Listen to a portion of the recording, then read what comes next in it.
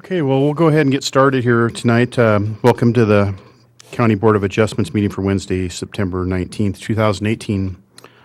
And appreciate all you coming down here tonight to take part in the hearing.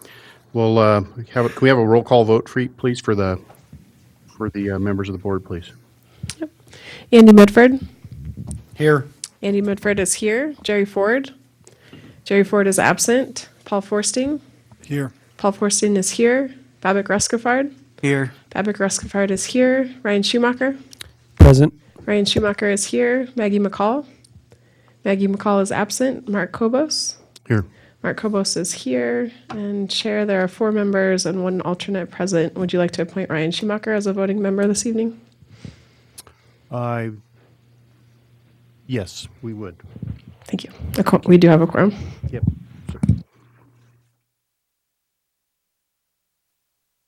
Okay, so first we need approval of the minutes for August 15th.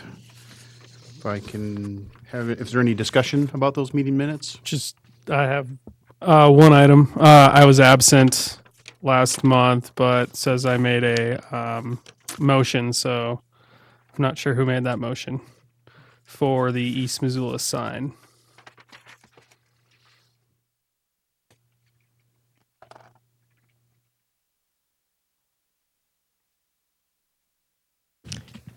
I can definitely go back to the recording and take a look at that if no one remembers.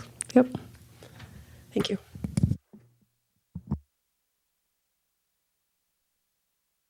I'm trying to remember, but I think it might have been me. it was Bob. But I can't recall specifically, yeah. If you check on that, I'm pretty sure that's correct. So that's so. Yes, that'd be one correction that we want to implement. Any others? Any changes? Okay. I move that we approve the minutes with the one adjustment. Second the motion. Okay, I have a motion and a second. Can do a voice vote on this. So all in favor of approving the minutes, say aye. Aye. Aye. Opposed? Hearing none, motion passes.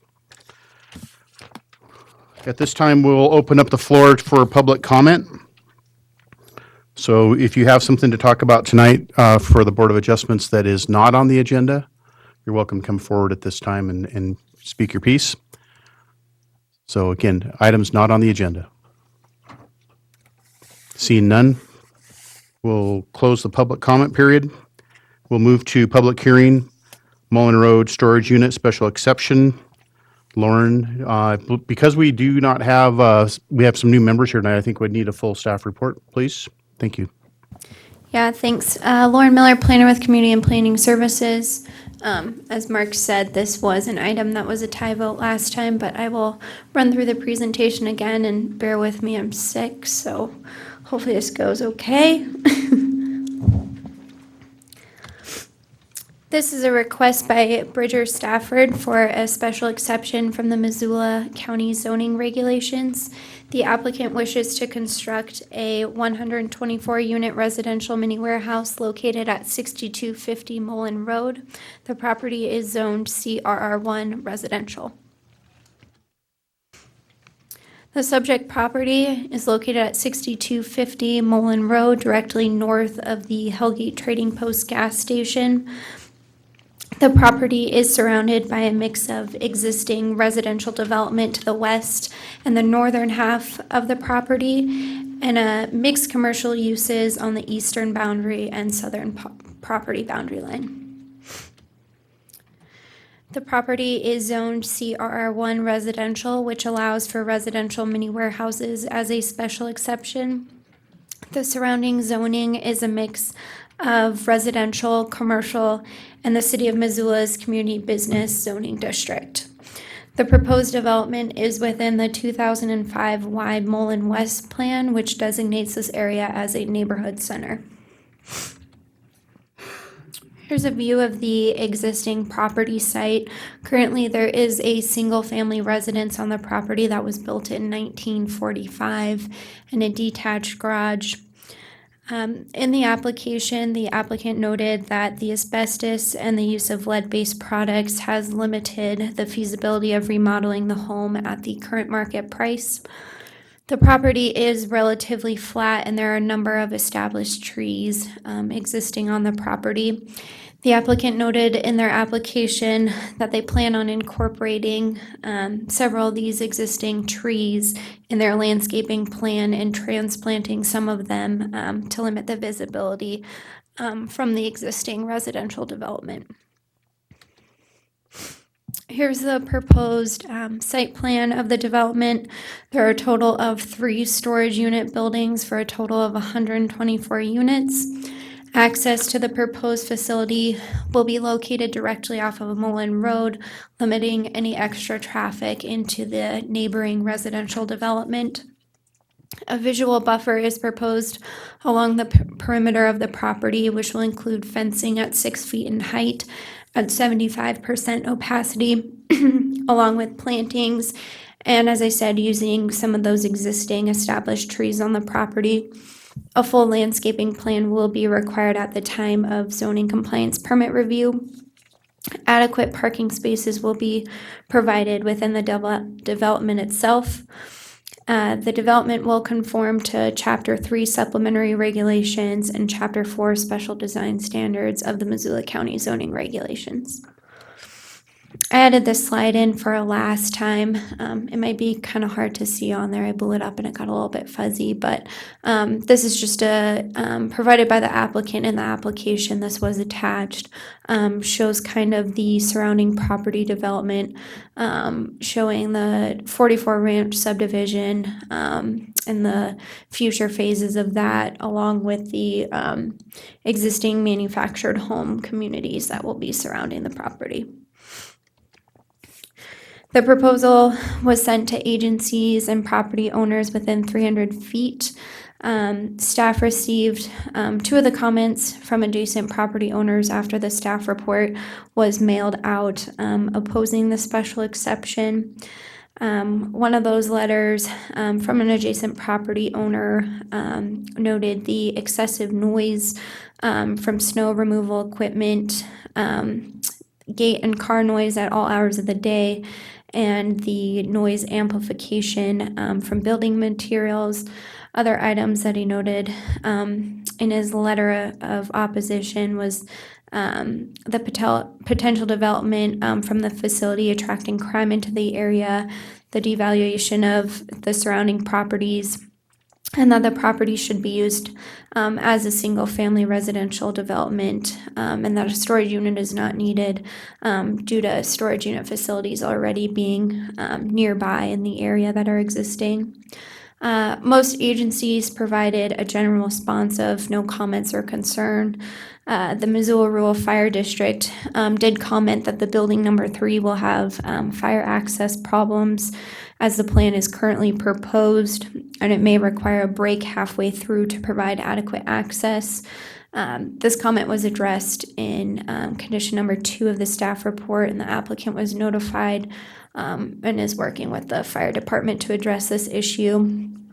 We also received one more letter from a neighbor since the last hearing that was emailed out to board members on September 5th, kind of reiterating what was discussed at the last hearing, and that he is indeed opposed to the development.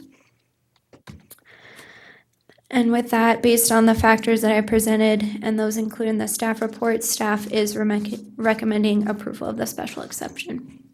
Thanks.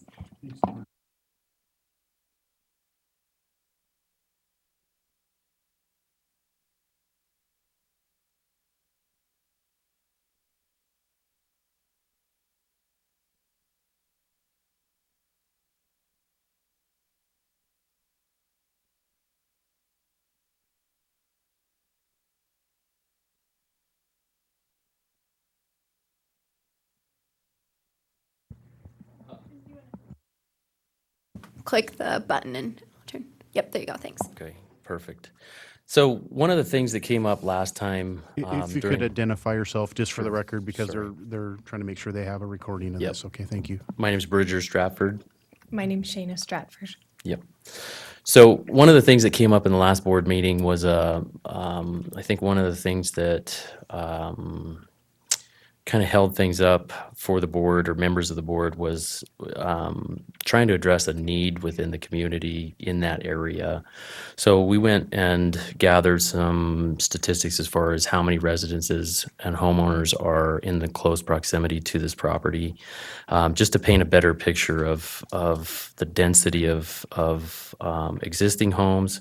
And then also we talked briefly a little bit last time about the expansion of Missoula, that really there's only two directions that we can go at this point, and Miller Creek seems to be growing very rapidly, and in my own personal opinion, it seems like it's reaching a saturation point to a certain extent, and so west of Missoula, past the direction of these storage units, is the most logical expansion for Missoula's growth as we look forward 10 to 30 years from now. So just to give you a breakdown, Lauren, is there any way you could pull up that slide right there? Okay, so Mullen Trail, obviously there's 6 homes that are adjacent to this property that will be influenced the most dramatically by it.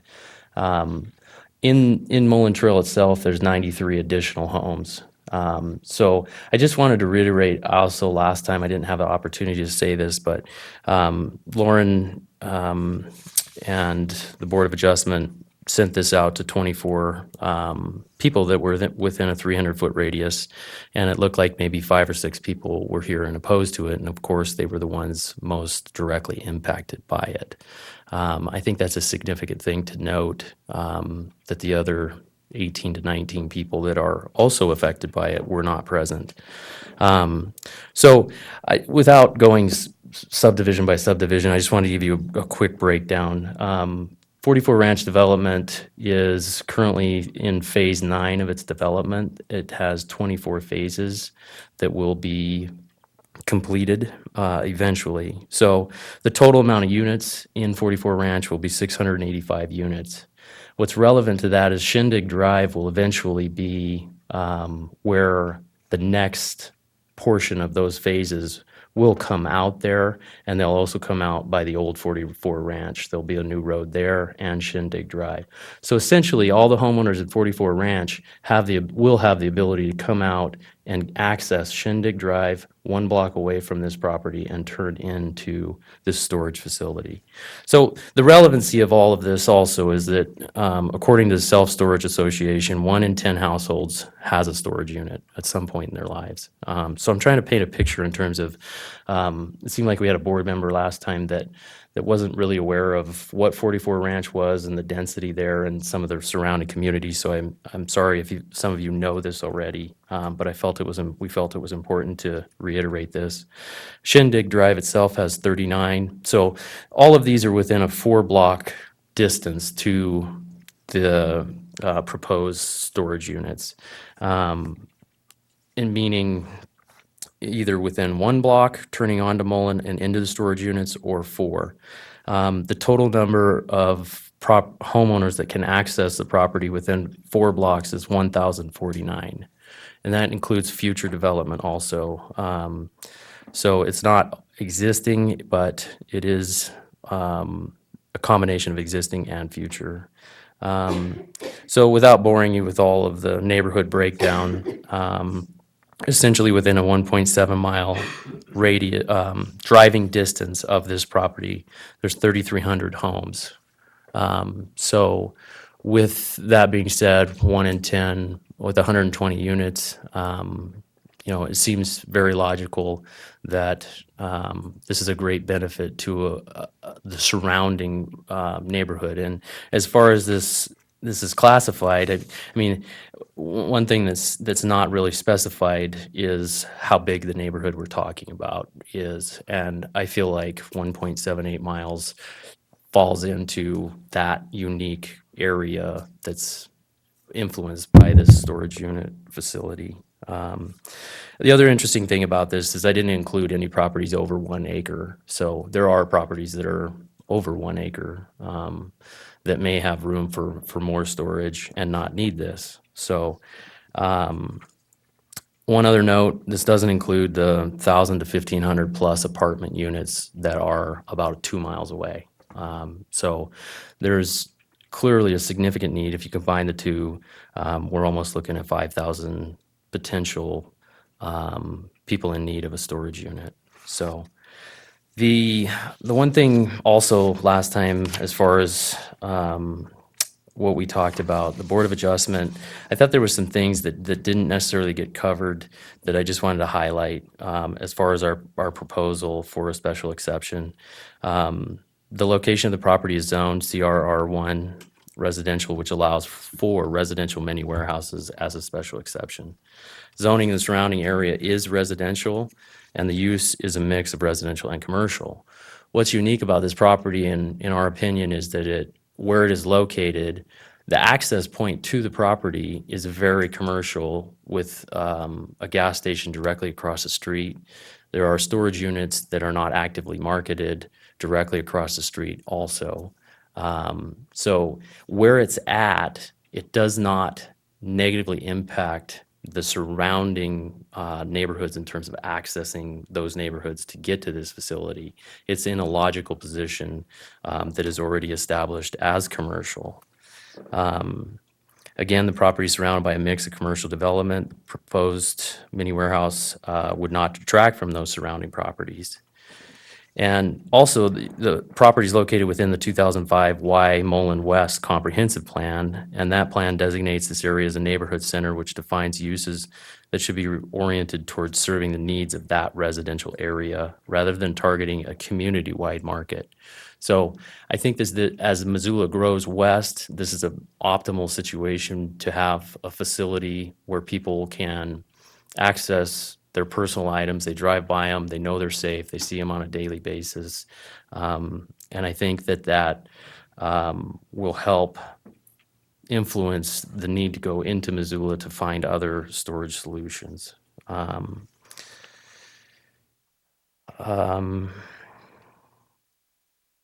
The intent of the CRR1 zoning district is to provide for a transitional, low-density residential district between urbanized areas and agricultural uses, as well as providing a zone that may be used to meet residential needs while limiting density to recognize environmental concerns.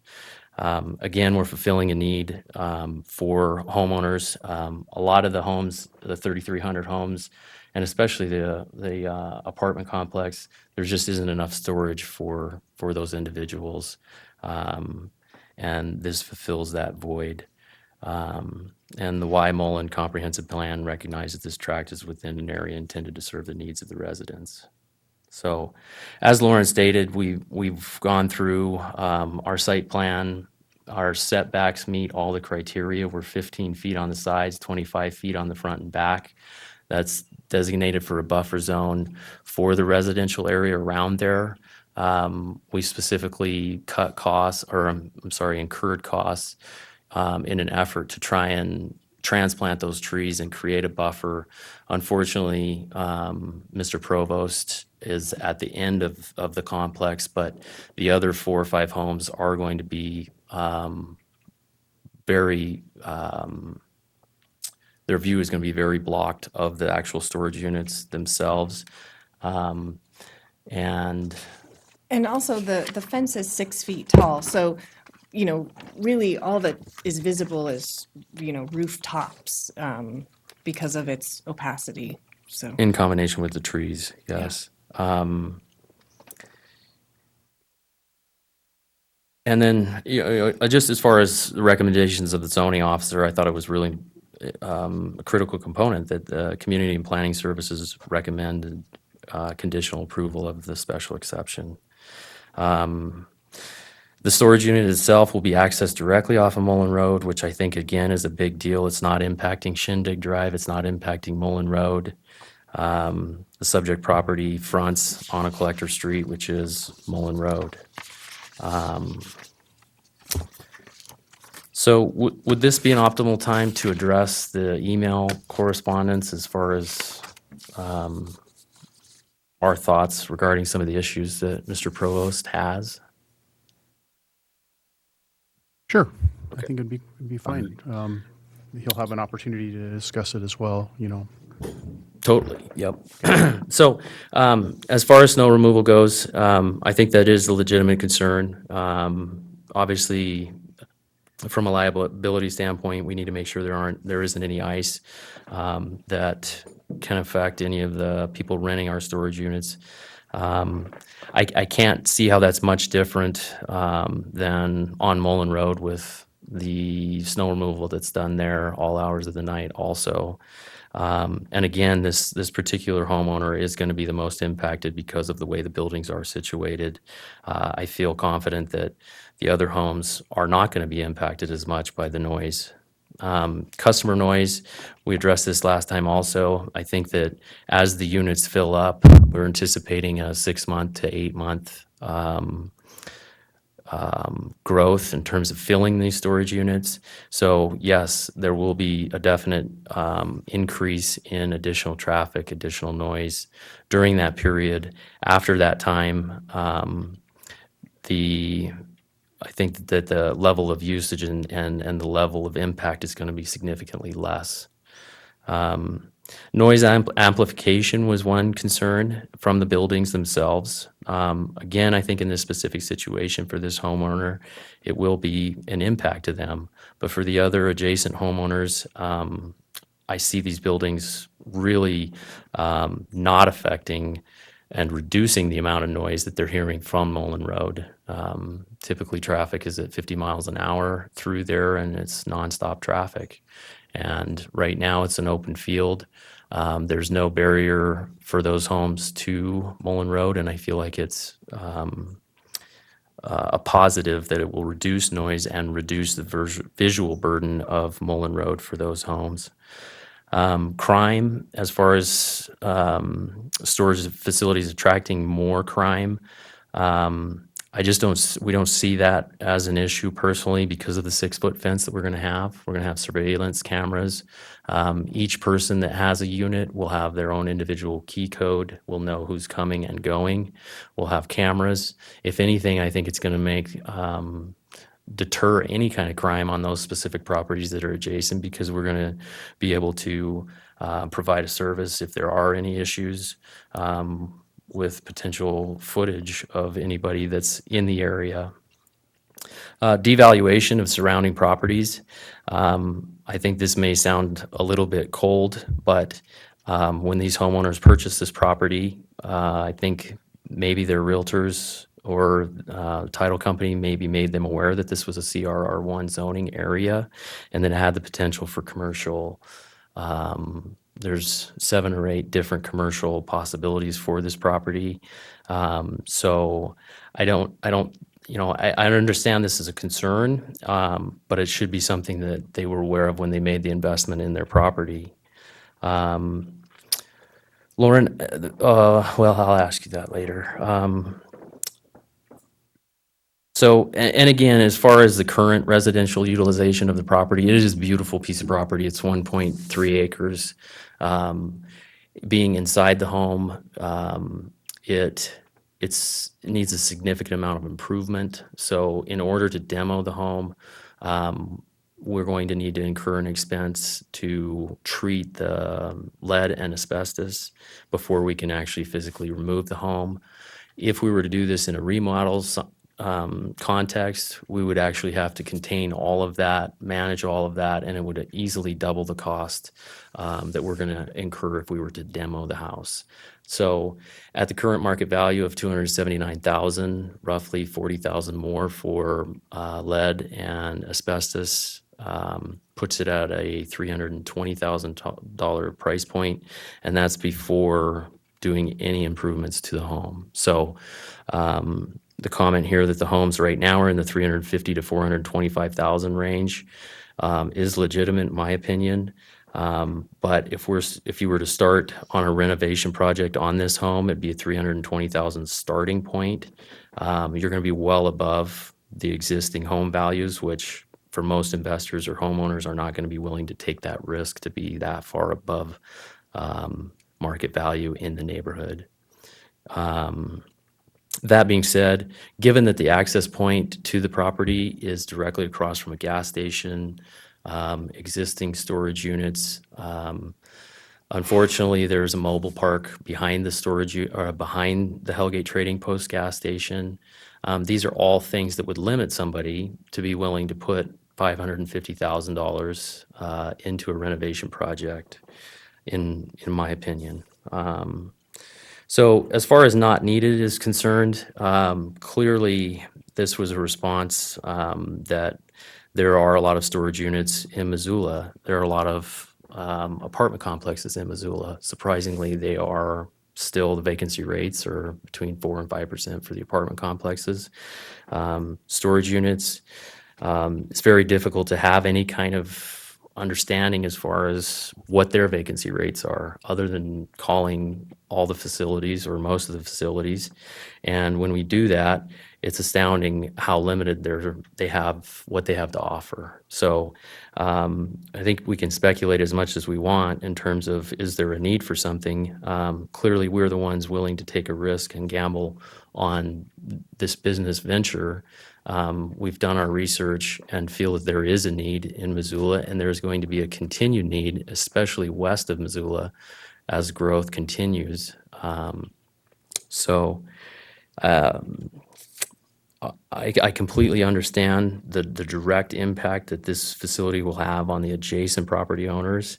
I just don't think it's fair if there's a 300-foot radius that is affected by this, and we're talking with homeowners that are literally directly influenced by it. I think we just need to have a bigger perspective as far as what we're trying to accomplish. So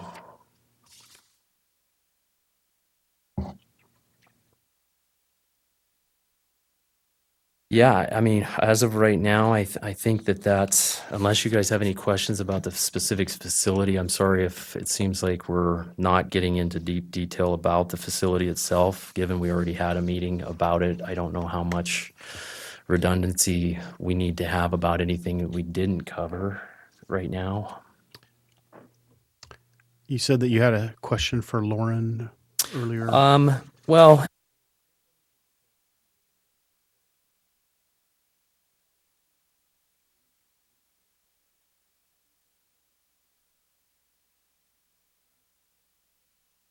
too long? Oh, you're green again. Okay, sorry. So this is a question for Lauren and Jamie, I guess.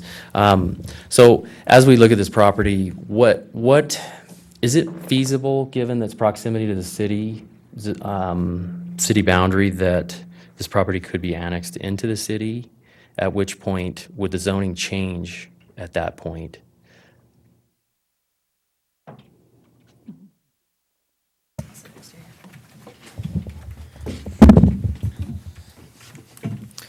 Jamie Erbacher with Community and Planning Services. So given the proximity to the city bounds that is directly east, which is the B22 zone, if you were to need city services, sewer, water, the likelihood that they would annex you, I would say, is fairly great. Without the need for city services, I doubt that they would come in and annex any area out here right now. Okay. But had you had an office, or in the future, if you propose an office that needs those facilities, then yes, it would be annexed. And they do a comparable zone, and their options for comparable zoning are either based on the county zoning district, which is the CR1, so comparable would be RT10, Okay. which is residential, or they can look to like a board, if the Board of Adjustment approved this as a special exception, and I don't know if the RT10 allows this or not, but say the RT10 does not allow this, they could do a comparable district that would allow this as a permitted use. Okay. The other option that they have to look at is the growth policy and what that recommends, and I don't know what the city growth policy recommends for this parcel. Okay. So it wasn't anything with regards to our project. It was mostly if this project were denied, I was obviously we're emotionally and mentally attached to this project. Just out of curiosity, if it were annexed into the city, is there a possibility that there could be 12 plexes or multiplexes for, I mean, could the zoning change from the CRR1 to something with higher density? Potentially it could, depending on what the growth policy is. So the RT10 is a one dwelling unit per 10,000 square feet, so pretty similar to the CRR1. So if they looked towards the growth policy and it said 3 to 11 dwelling units per acre, as an example, then, and if somebody had a project for that, it may be possible that they zone it to that. Okay.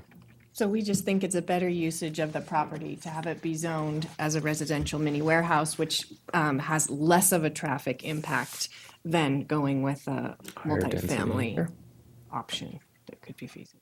I'm assuming it is probably similar to the B22 zone, Right. you And know, there for are this area. multifamily And they are multifamily, and B22 is, I believe it's one dwelling unit per 1,000 acres, or 1,000 square feet.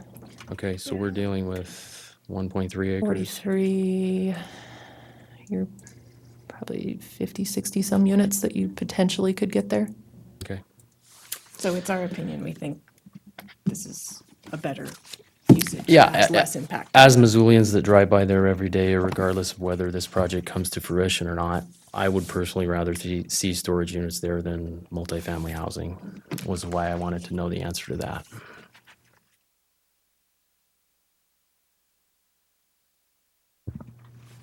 Okay, thank you, Mr. Stratford, Mrs. Stratford. Thank you. At this time, we open it up to any other public comment with regard to this variance request. And please remember to identify yourself and so that the clerk can understand who you are and we can have that information for the record. Thank you. Hi there. I'm Kelly Provost, KELLEY PROVOST, and I appreciate your proposal. I appreciate your idea of it. I just don't want it in my backyard, and it literally will be in my backyard. A 6-foot fence won't affect the view from my bedroom, and I have 2 little boys, and I just think some of the things that you were talking about, I just disagree with about the snow removal. You know, it comes by at about 4 in the morning, and it would come by at about 4 in the morning for about an hour longer to get through those 3, buildings and all of the surrounding area.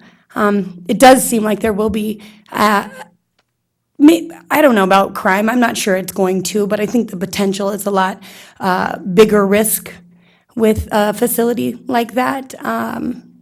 And I think it'll definitely take the value away from my home. And I certainly respect the fact that they probably did say something about that, but I don't think this is going to better the community or the neighborhood that I chose to live in any way.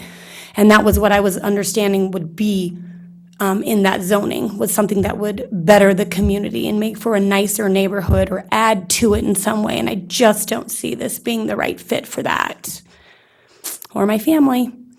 You know, I definitely wouldn't want to buy a home that was backed up on a storage unit now. And so it drastically affects where I live and where I'm comfortable. And I'm passionate about where I live and where I raise my children. And we've been there for 13 years. So while I respect the idea and the proposal, I would prefer it not be in my backyard. Okay, thank you. Thank you. Any additional public comment?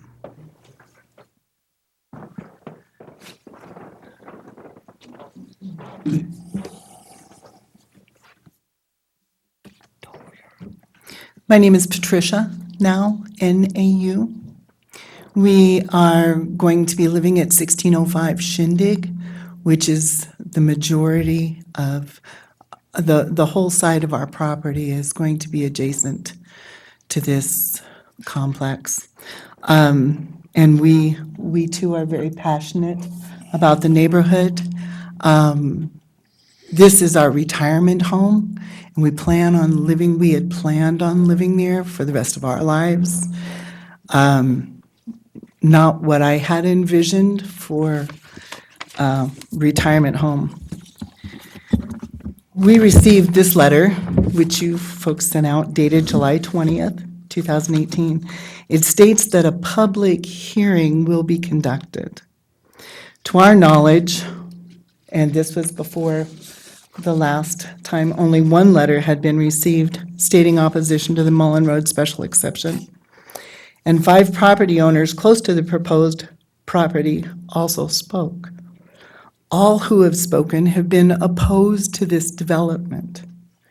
None, 0, have been in favor of changing the rural neighborhood climate to a commercial-looking site.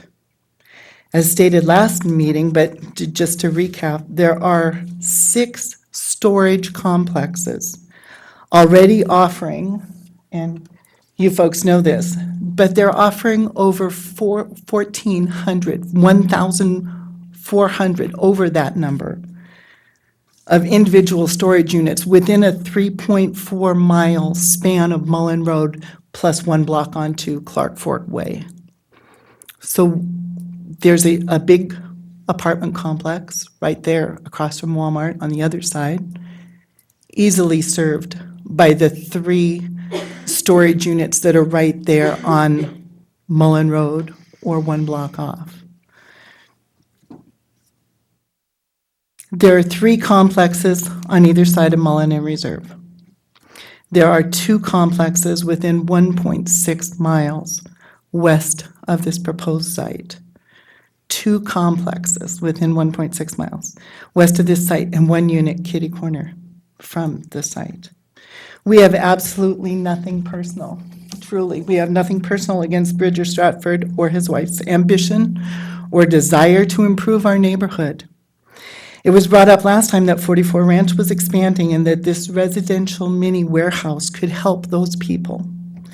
It's just my suggestion, but I suggest he buy land in 44 Ranch because they're expanding. They've got all this huge property that's for sale. He could build his storage complex there where they might need it and let the people who are going to build there or buy there choose whether or not they live next to the storage unit. That would be their choice. All of the people in our neighborhood have already made that choice, and we hope it would be respected by the council. At the last meeting, a council member stated that they wouldn't want a storage unit in their backyard, but yet 2 council members voted to put 1 in ours. Please reconsider and deny this special request. It is not our desire, to have storage units in our backyard. 6-foot fences are not going to cover up the storage units.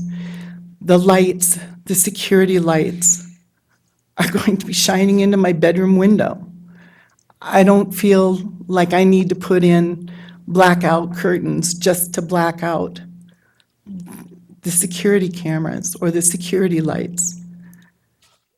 It's important to us to be able to be in our own backyard and not worry about what's going on back there. If we have neighbors over, I don't want big spotlights shining in on our property. We are passionate about it, as are other people who are directly affected. We don't feel that there is a need right here for this mini residential mini warehouse. We don't feel there is a need. There's 6 within a 3.4-mile radius, not radius, but line down Mullen Road. 1,400, over 1,400 units. How many do we need? There's more over on West Broadway, where 44 Ranch is going to connect into. That's all I have to say. Other questions? I would like to ask a question, and stop me if it's inappropriate, but I would like to know, you made the recommendation to accept this proposal.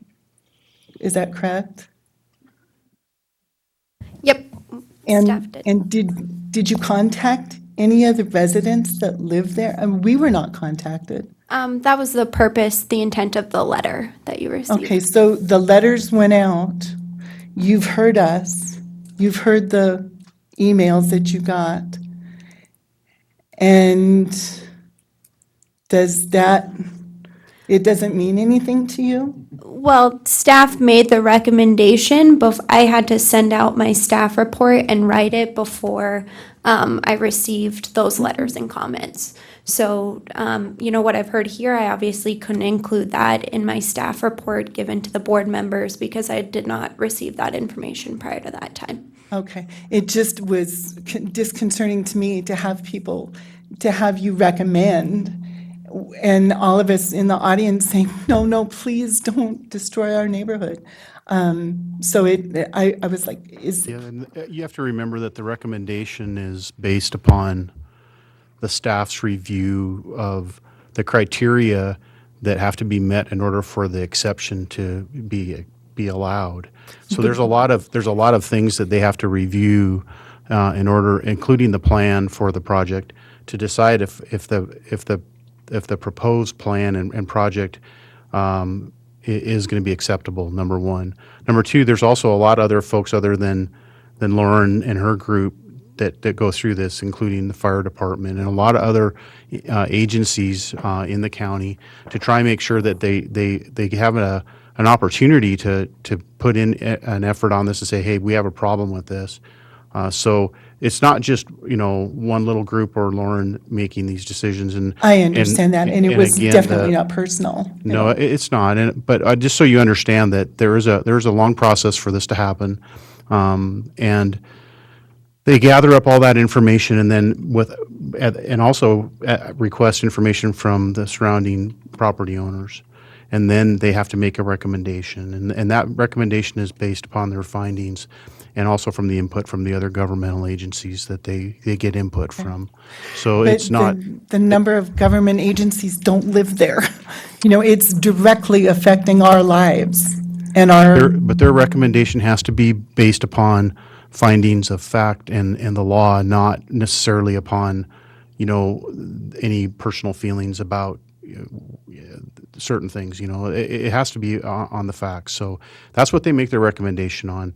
And that's why there's a hearing for these types of exceptions, because we want to make sure that the public has a chance to express their concerns if they have any, and that our board will take that into account when we're looking at this. So and as you saw at the last meeting, there was still some concerns by a couple of the members, and we didn't have a quorum or ability to pass the motion. So at that time, this is another opportunity for folks to be able to hear that are on the board. And there's some new members here tonight that have not heard everything from the last round. They had meeting notes from the last meeting, but they again have to be brought up to speed of all the concerns so they can understand and vote appropriately. Well, please understand that we don't want this. There is the fire department's up right where our current house is. And so we deal with the fire department. We're glad they're there, and I'm glad they would take care of any fires, but they don't live. It's not in their backyard. None of these people that you've consulted with live there, including the Stratfords. So, and they brought up the necessity of it. Well, I hope you heard the facts of just Mullen Road. There is no need to go into town for storage units.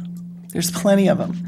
There's one just being finished with 73 units available right there on Mullen Road, 1.6 miles from the site.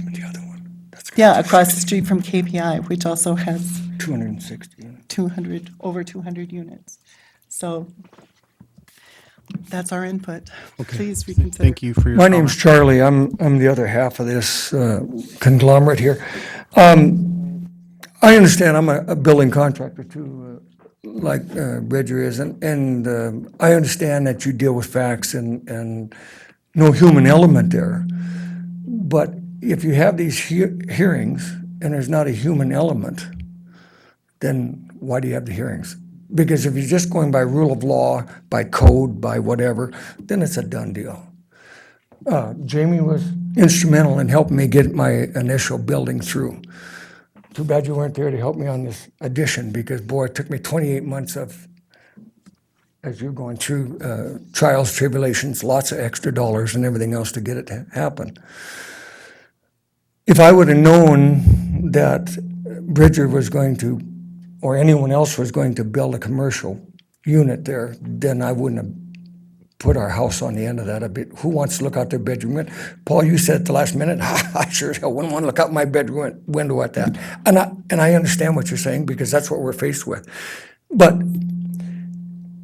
when I bought the property years and years ago, there was nothing said about anything being, because it was residential. They didn't say that somebody could want to buy it and change it to commercial use. I mean, I might as well stay where I'm at up on the hill up there.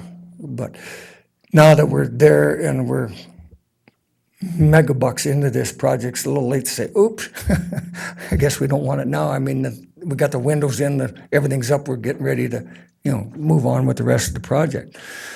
But if you look at the blue area, and I understand what he's saying is 44 Ranch is going to wrap around, and there's going to be some on both sides of Shindig there in the current development. But the majority of it's going to go north toward Broadway.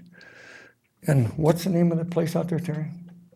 Outlaw. Storage on North Broadway. They got hundreds. So if you add those into the 1,400 and some, there's like 1,700 storage unit availability already. How many do you need? I after the last meeting, Bridget had said there was a real need in 44 Ranch. I didn't feel comfortable taking pictures of people's houses.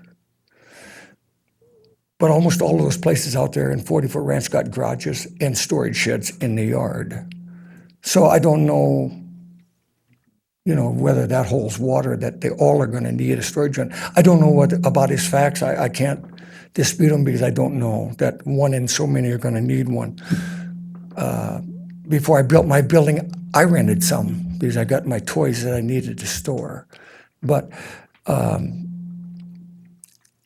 to take and have this out your bedroom window and everything else, it just is, it's kind of like Scott and some of the others that live around there.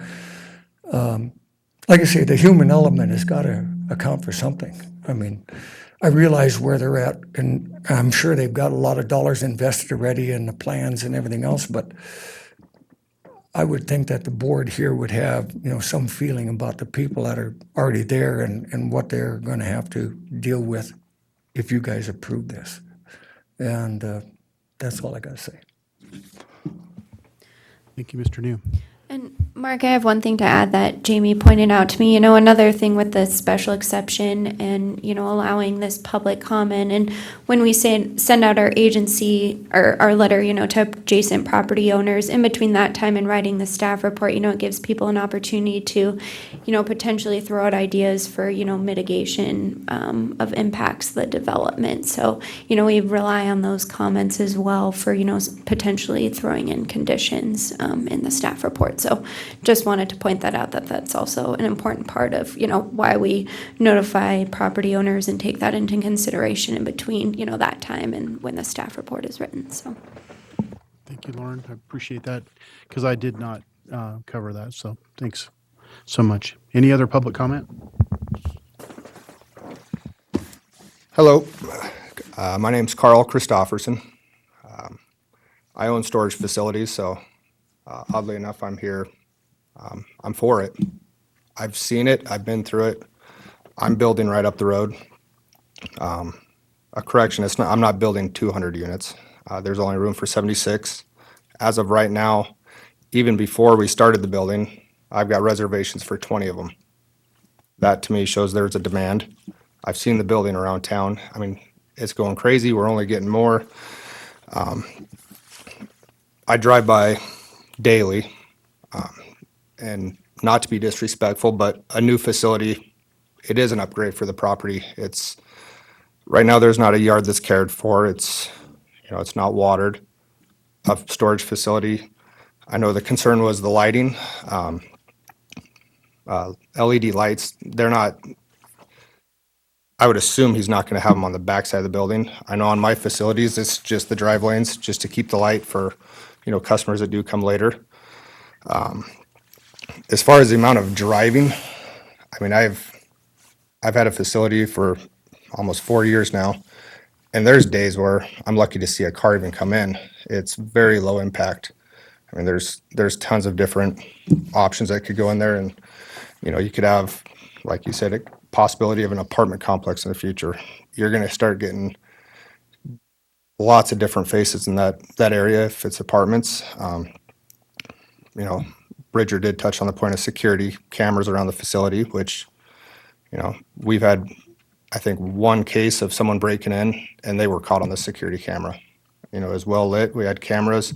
We were able to get it to the cops and get it taken care of. From what I've heard today too, gate noise and traffic, the gates are almost silent. Unless they forget to put the WD-40 on the chain, I mean, you can barely even hear ours opening and closing.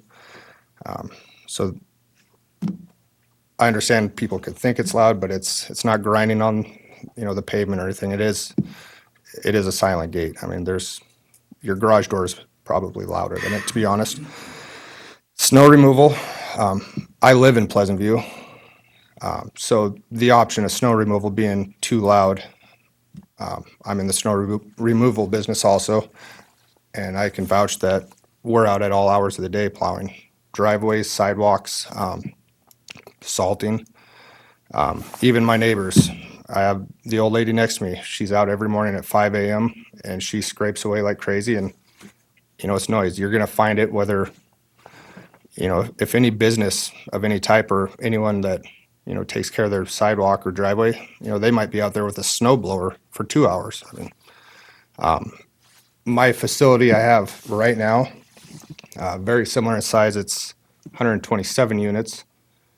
The time it takes me to plow it, I don't think it's ever exceeded 15 minutes to use a skid steer with a snow bucket, which I know, talking with Bridger over the whole project is, I'm trying to give them tips of, hey, go this direction. It's going to make it quicker. It's going to save you money on this.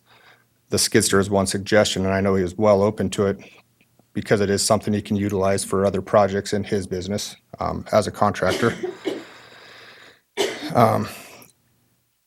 As far as noise, having a complex there being noisy, again, it's typically you have customers that come in and they unload their stuff in the unit, whether it's a transition of them buying a new house or moving out of town. But usually I see customers come in and you're lucky to see them. It might be months. I mean, I might have 1 or 2 people that come weekly, but it's not what the typical person would think of.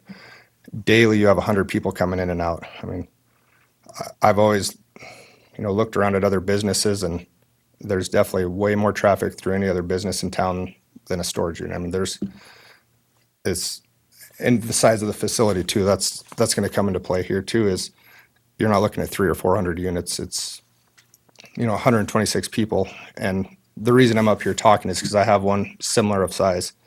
And I know when I built the first facility, I was told, there's no need for it.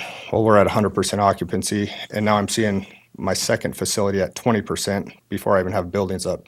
I mean, people, they saw my trailer out front and they started calling. And as building continues, I believe this isn't the last facility we're going to see in town. I mean, there is a need. People, whether they're moving or, a lot of times it's, I have to be out by Friday. They're looking for something, and oh, thank God you have one open. Everyone around town is full. I mean, not saying they're 100%, but I know a lot of people that are 90% and above.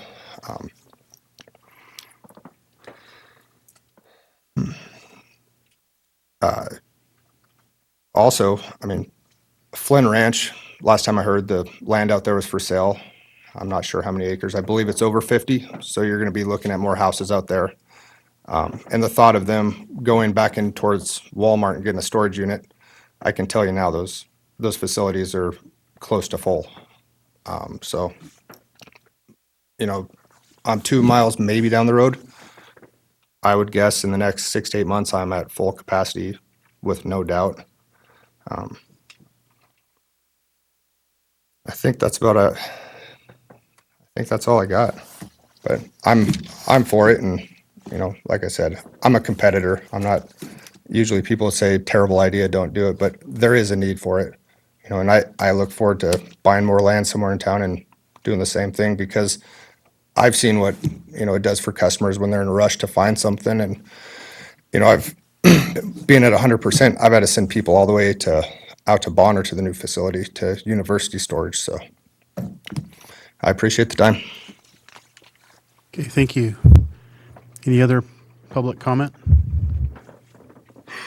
Please come forward. Yep. Make sure you identify yourself, please. Okay. thank Charlie you. Rogers, Rodgers. I live at 1620 Mullen Trail.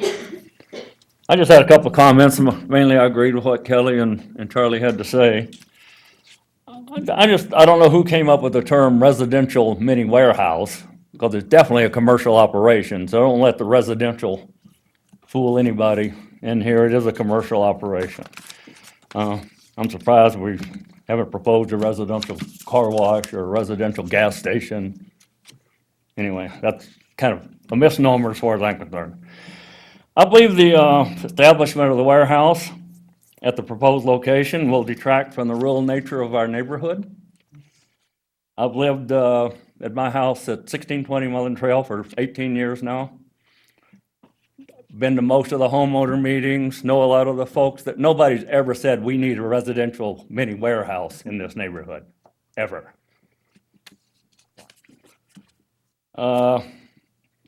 As the lady said earlier, Mr. Stafford talked about 44 Ranch, Pleasant View, all those places that need mini storage where they're building.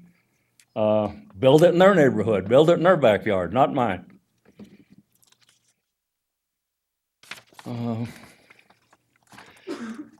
As I said, it detracts from the rural nature of the neighborhood. I've seen deer over in your property's backyard. I've seen deer over there. Turkeys walking through my front yard last spring when they were out milling around.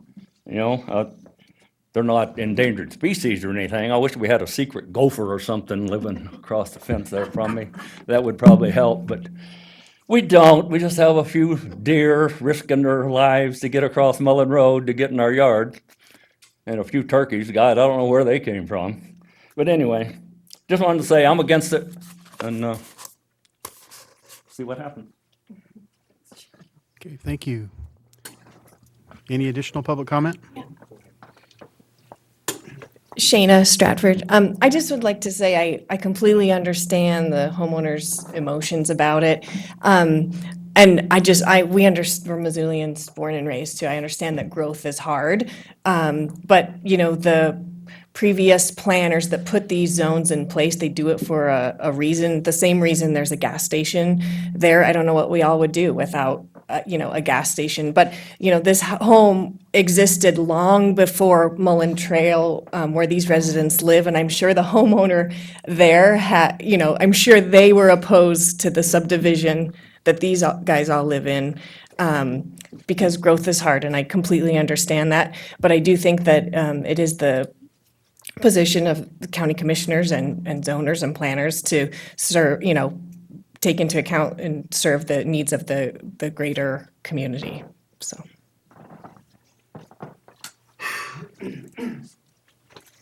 So I just have Bridger Stratford, just a few things that I wanted to clarify also.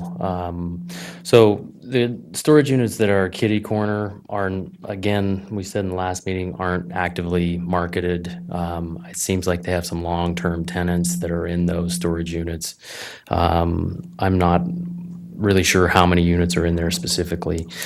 Great question as far as putting these units in 44 Ranch. Obviously, that would be fantastic to be right there in that neighborhood. The problem is the land values and the density of homes that are going in there on George Elmer Drive. The property was just listed. Unfortunately, the old Flynn Ranch is going to be for sale for 70 acres, which essentially is four homes per acre, and they're asking $6,750,000 for that 70 acres. So once you talk about getting into that environment, that's zoned specifically for residential, and paying the price to get into those kind of neighborhoods puts these kind of projects out of reach. The zoning is in place for this specific property.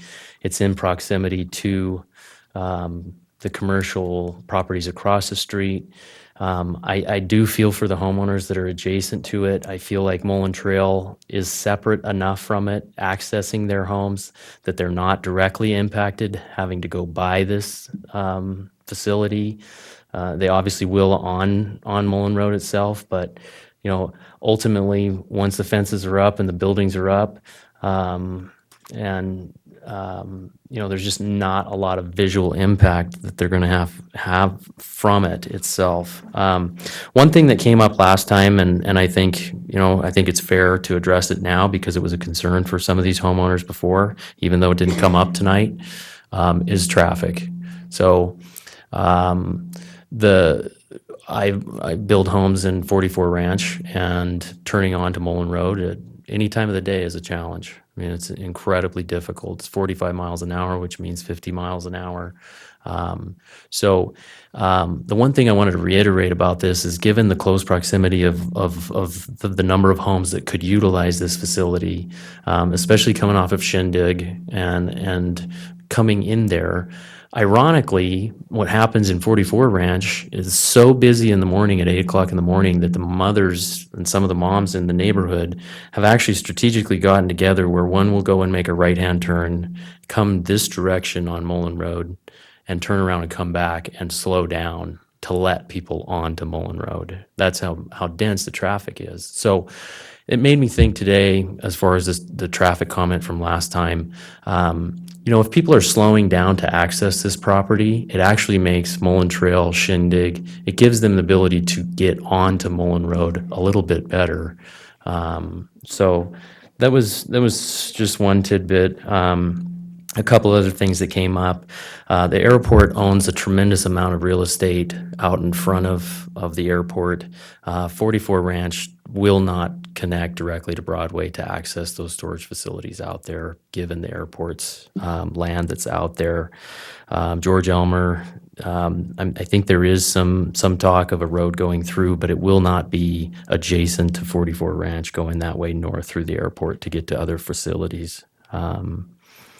And then just one last comment as far as 44 Ranch is concerned. These lots are anywhere between 4,000 and 6,000 square foot.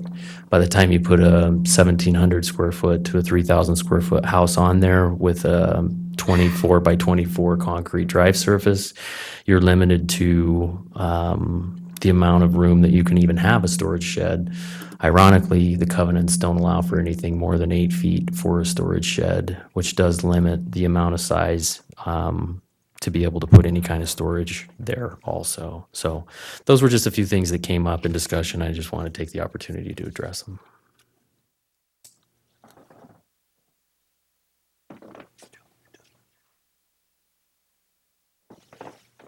Hello, my name's Scott Provost. I live at 1630 Mullen Trail.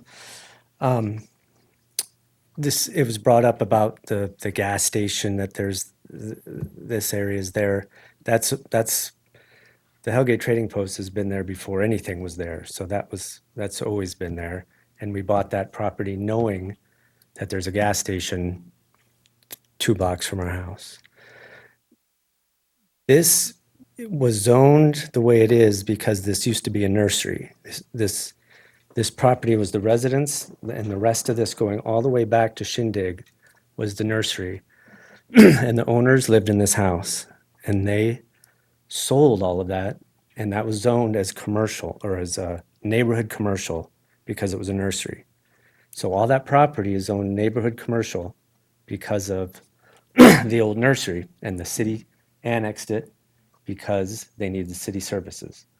So, they needed water and sewer.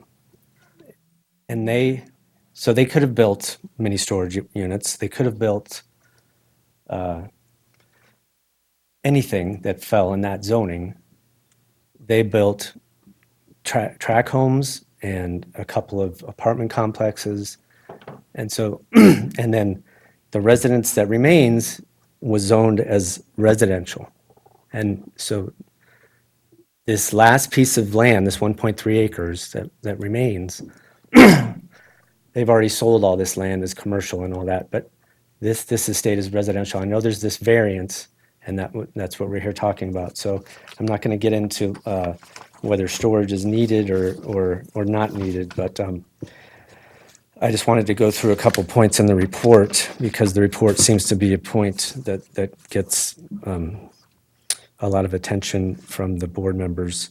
So I don't know if you can bring it up or not, the actual report, or just this,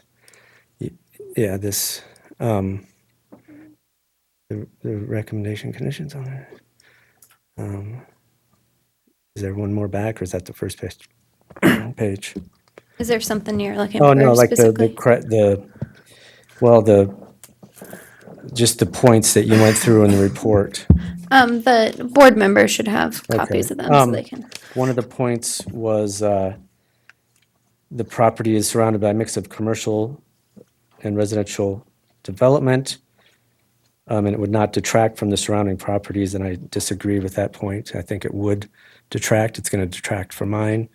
And like I said, those are all, there's the gas station across the street, and everything else is, even though it was zoned as commercial, they built houses there, or small. They can't be bigger than 2 stories, I think, because it's commercial, neighborhood commercial. So it couldn't be like 6-story things, there. So this is why I disagree that I don't think even if the city annexed this, they could ever build this huge apartment complex that everybody's talking about.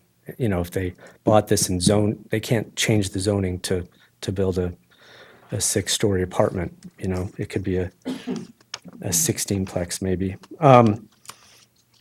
The use sought would enhance and promote development of the immediate neighborhood as outlined. So to me, immediate neighborhood is my neighborhood because I'm adjacent to this place. And to me, that doesn't, none of this enhances the development of my neighborhood. It says it should be, the uses should be oriented towards serving the needs of that residential area rather than targeting the community-wide market, which is all we've heard about tonight, is the community-wide market and not of that residential area.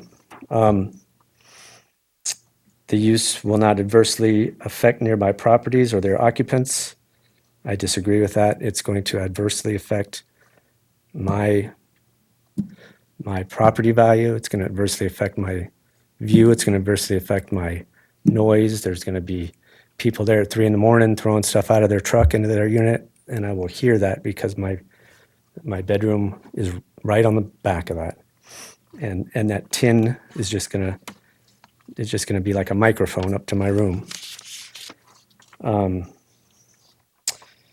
The residential, the general standards state that siding and general appearance of the structure shall conform to materials and design common to the residents in the area. And I know the pictures that they were showing in their application. Metal siding, metal roof. There's not a house in our neighborhood that's metal siding and metal roof. It's all, of course, stick-built houses. So this residential, this general standard here, or this intent, excuse me, that the siding and general appearance of the structure shall conform to materials designed common to the residences in the area, it does not meet that criteria. The structure will conform to the materials and design of surrounding residential development. And in the conclusion from the report, it states that non-economic situations are present which prevent the utilization of property from the full range of uses allowed in the zone. So I want to go back to the, you don't need to go back to the picture, but the fact that this residence has sold all their land already. And now they have this residence that's full of asbestos and full of lead, and they're asking too much money for it. So nobody wants to buy it unless you do this commercial thing, unless you put a mini storage on it. That's the only thing. So it's it's that they're asking too much. That's the economic situation that's keeping this from the utilization. If you would, that land is worth more without the house on there. There's no doubt about it. So if they would come down in price, I know he was talking last time he was here, if they would have, he asked to buy that place for 200,000 or whatever, which is what it's worth, because that house needs to be demolished. And they've already sold all that land. So it's not like this is just the last piece of their land, and they're asking too much for it. So that's really the situation that they're in, because that house that's on there is actually about as far off Mullen as my house is, and I'm the third house in. So you could make that, there's plenty of houses right on Mullen Road that have their driveway right off of Mullen that are great, and somebody could buy that for just as much as the land would be worth and build a house. There's no economic situation if they would realize that that piece of land is worth, that the house isn't worth anything. The other conclusion, the special exception use will enhance and promote the development. We've already talked about that. And then again, it's the conclusion that says the special exception use will not adversely affect nearby properties or their occupants. And as we've seen, or through the comments, that I think it will, and we all think it will. And the letter was brought up, and I was a little confused about that too, because the report was made, and the letter says you can express your opinion either by testifying at the public hearing of this matter or by sending written correspondence to this office by August 1st. So I think there would have been more comments if it would have said that the report, because part of this report actually states at the beginning that,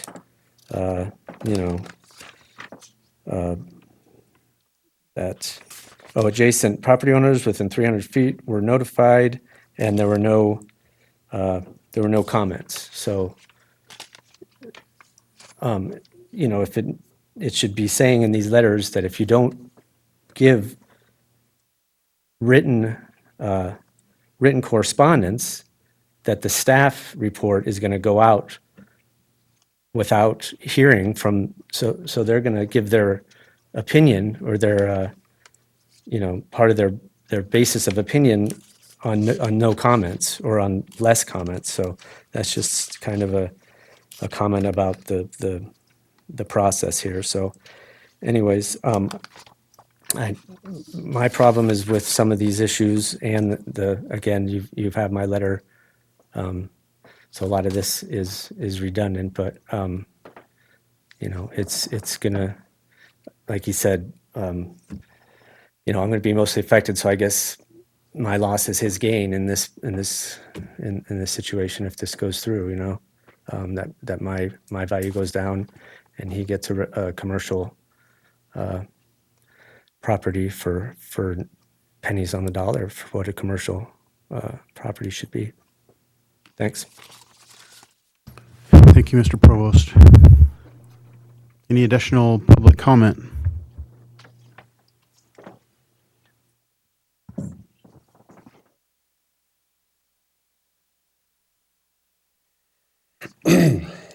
Terrence Now.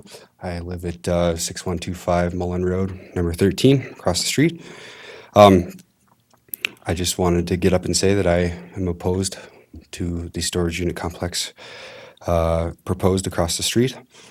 I don't think it adds anything to the neighborhood.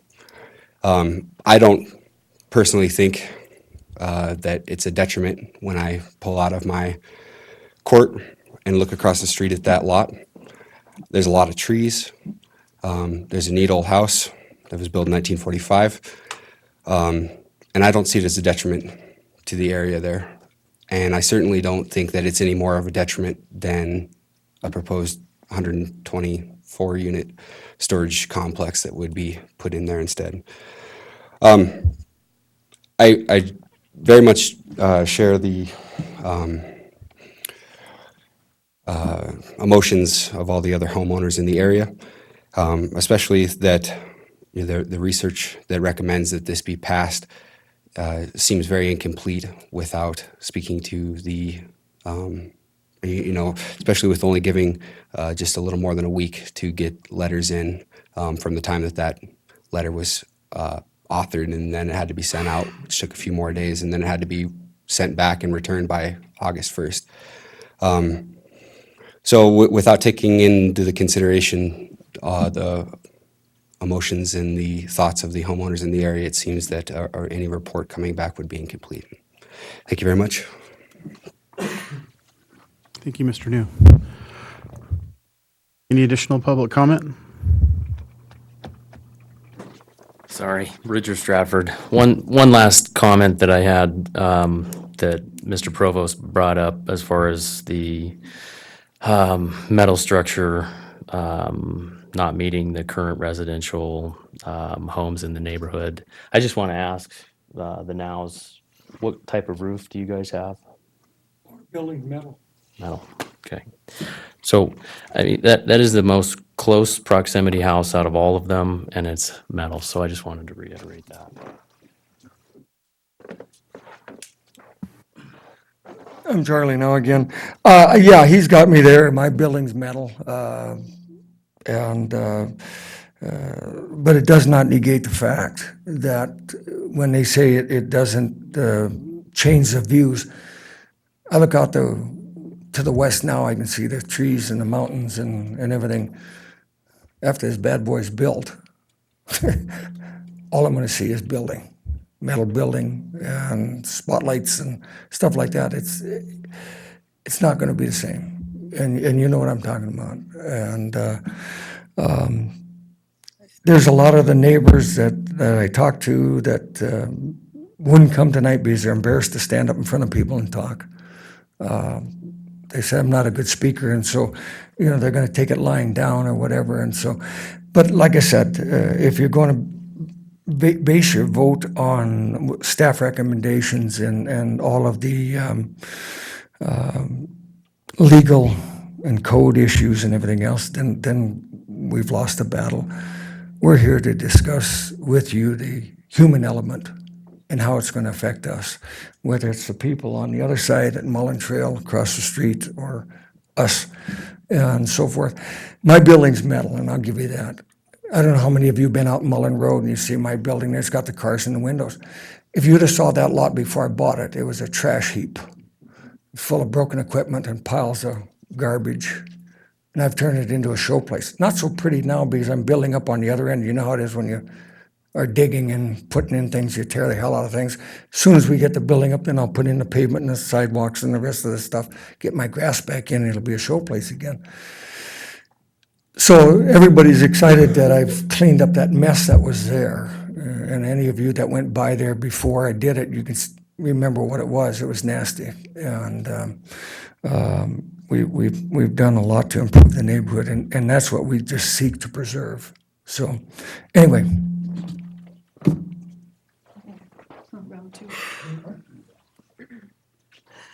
I'm still Patricia now. Mr. Stratford, we're not in the provost's backyard with our metal building. We have grass and plenty of greenery around us. We are in no one's backyard except the daycare that is right in front of us. We've never heard any complaints from them. Our metal building is way different than 3 huge buildings in our backyard and in their backyard. There's a big difference. As far as Old Hellgate Village storage units, I just talked with Iris. She was willing to rent a storage unit to me. So she must have open units. So I just wanted to clarify that because you said they were full, they were always same people. No, we just said they don't have a list. We couldn't find a phone number. It's on the front of the building, yeah. At any rate, there's 43 units, by the way, in Old Hellgate storage unit across the street, kitty corner from their proposed. So they do have available units, and we're not in anybody's backyard. Okay, thank you.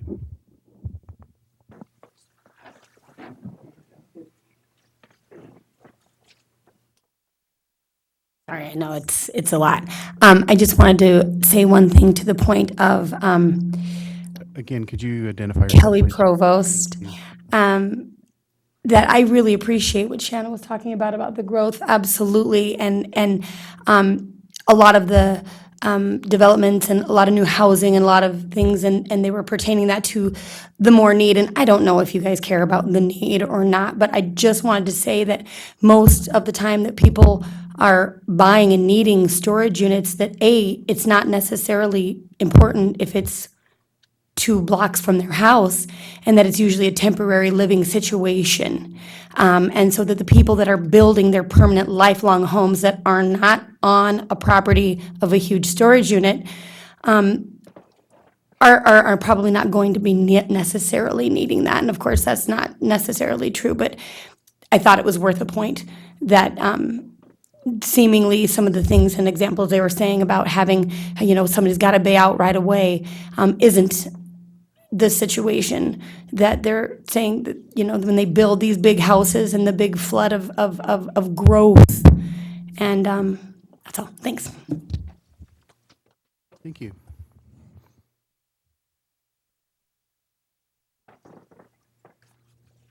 So if there's no additional public comment at this time, we'll close the public comment period for this hearing at this time. And we will take in this time to go ahead and ask our board members if they have any questions or any commentary that they would like to have discussions on. So I'll turn it over to whoever would like to speak. Paul? Okay. Well, I voted for the project last time we were here.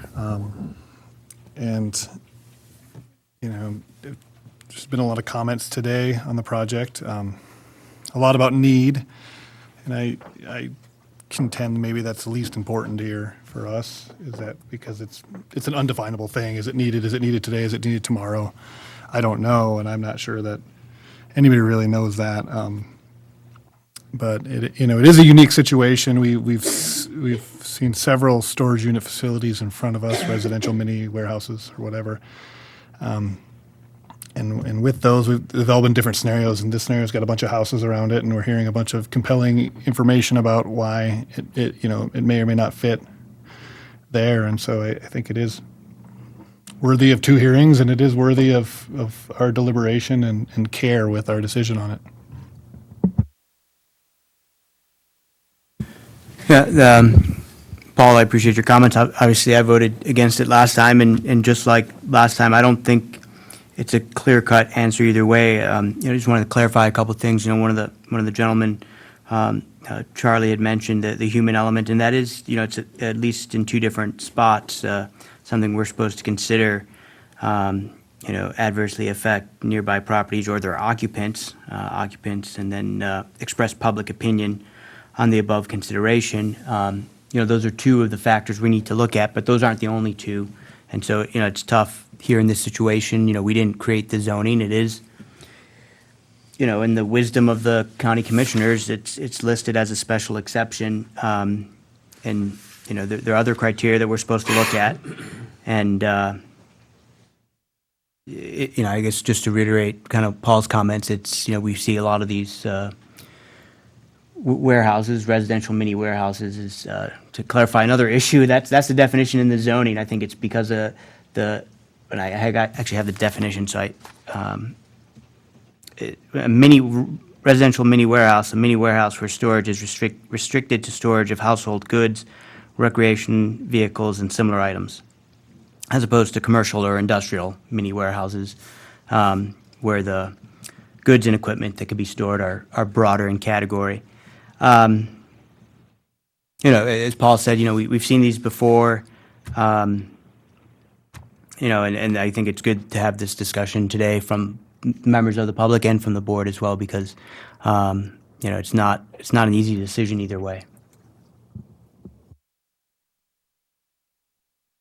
I had a couple of questions. I don't think it's totally relevant, but I was just wondering, the mini storage that was discussed that was going in across from the fire hall and the golf course, did that comply with zoning? Was it a permitted use or was that a special exemption? Yeah, so that one's zoned, I believe, CC2, CC1, general commercial zoning. So they did not need a special exception for that. That just received a couple of variances is when you heard that one. And then I had another question. I don't know, I've heard generally the CR1 maybe would permit around in the size of the parcel, 6 houses, something like that in that neighborhood. Does that seem reasonable? In terms of the way it's zoned with the CR1. Single-family residential homes. Yeah, so the density for CR1 is 1 dwelling unit per 1 acre for residential. So I believe this parcel is a little over 1 acre, so. Would only be, if they were going straight residential, they could only have one home? Yep, correct. Okay. Has anyone looked up what the IT trip generation manual shows for this number of units for mini storage? I have not. I haven't heard how many trips this could generate, and I don't know if the applicants made an application to Yeah. EDT yet or not. I did do a brief look at in terms of trips, and I believe for single-family residences, you're looking at between 8 to 10 trips per day typically. And I did look at a study that storage units were about 2.5 trips per day, depending on the number of units within that storage unit, but it was significantly less. 2.5 trips per unit? No, not per unit, per day. Based on the, and I may have written that down wrong, but I couldn't tell for sure. I Yeah. think it's pretty low, but I just yeah, wondered, I haven't read the number. all the studies that I was looking at were, at least in what I gathered, were less than a single family residence was creating. Okay, so the comments I kind of have, I mean, I hear these people's concerns and, they have concerns and, the human element is part of that equation. One of the things I was wondering about is the list of conditions. Basically says get your permits and satisfy the fire. And I don't know if we could put that site plan back up. I had questions about if it was lit. I don't know if I can tell that on the site plan. I've heard assumptions that there's security, I think stated by the owner developer, but I don't know that I heard specifically about lighting, if that was going to be a part of that or not. But that's where I wonder about some of the conditions, if there should be things in there about cut off lighting, downward facing. The fence requirements being discussed that it's going to be fenced, but I don't see that as specifically as a condition. So I don't know if we're approving that site plan with the assumption that they follow that. I don't know about outdoor storage, if that's being prohibited. I even thought about something there about snow removal hours. It's probably a lower priority. It might sound like a lower priority to someone to clear mini storage at a certain time of the day, I suppose. Although if you're the guy clearing snow and it's on your route, it may fit when you want it to. So that could be a big encumbrance as well. So I don't know. I just wonder about some of the conditions, maybe if they could be added or to address some of that concern we heard. Because the need, I kind of concur. Need is one of those pretty subjective things, and I'm not sure how that factors into this, but I'm thinking about it's a permitted use per the special exception. And I don't know if you guys thought about the conditions or obviously I know you thought about them. I should rephrase that, but I was just wondering how you tie it to that plan. So.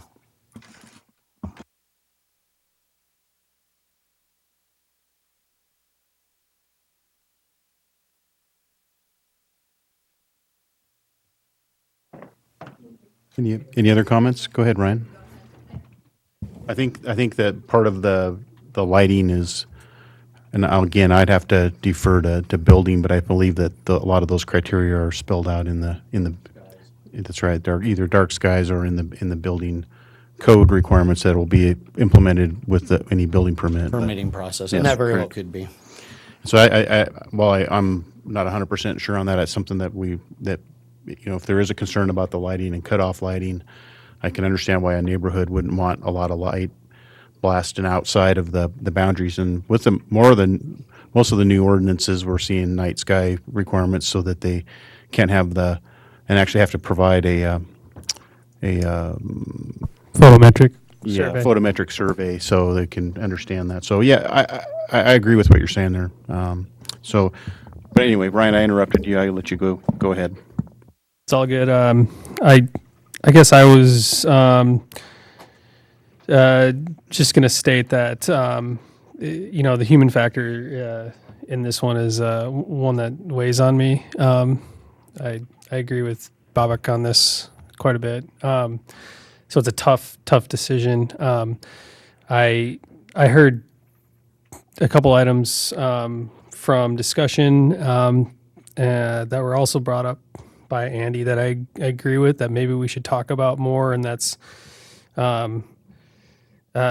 noise and light. I think maybe we could think about conditions unless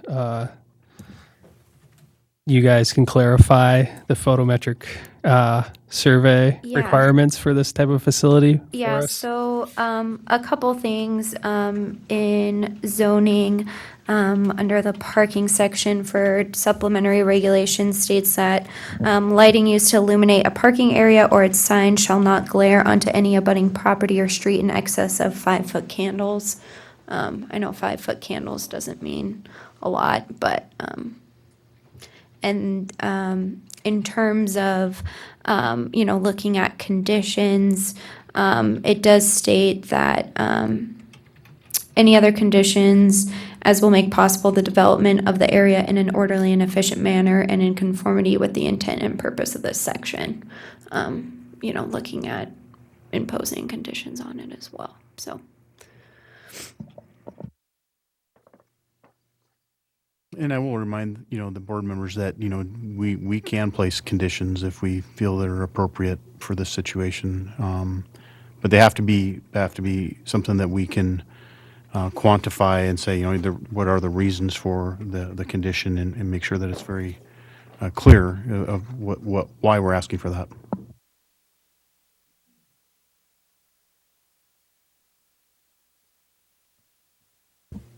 One more item that we might want to speak to is the fence and the character of the fence, and how it fits in with the abutting properties. And maybe the applicant can speak to what they intend to do to help us understand. But I think it might be worth discussion amongst the board members. I'd like to hear that as well. I think some of it's going to be in the design standards. Is that correct? I don't have the design standards in front of me that are in the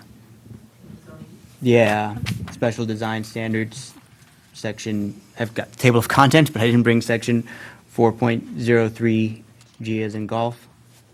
I don't know. That'd probably be where we should start in terms of what's required, because I assume that's where that's in terms of the opacity and the height. Is that what you're referring to?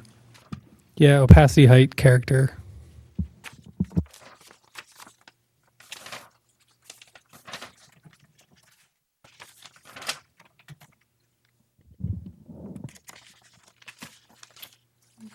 Maybe the applicant can explain the fence and maybe the landscaping too. I'm looking at it here, and maybe you can explain a little bit what the plans are for it, and Sure. maybe what kind of landscaping you're thinking.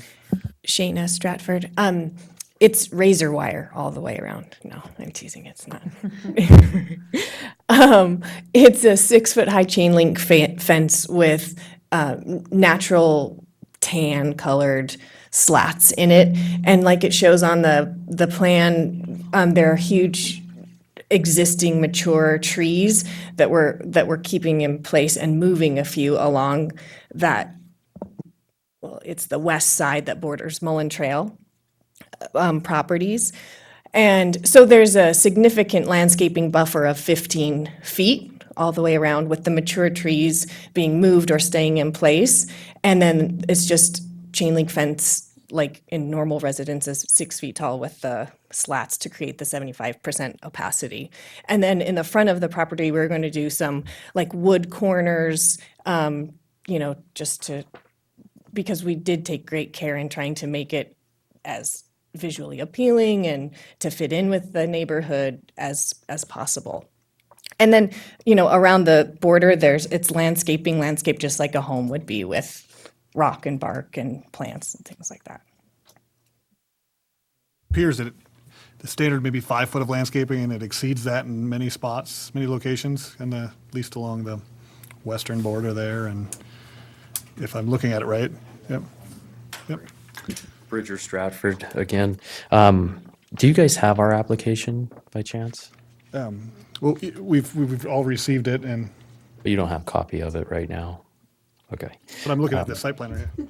I mean, I don't have a copy in front of me now. Yeah, no, page 8 has a little bit better detail of the landscaping. So I think, Jamie, is the requirement every 50 feet on the front of the property?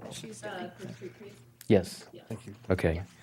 So the requirement on the street side, meaning Mullen Road side, is every 50 feet for trees. We've gone ahead and integrated trees at every 50 feet all the way around the property to help facilitate a break. So our intent was to utilize the chain link slats and trees in combination to create a break.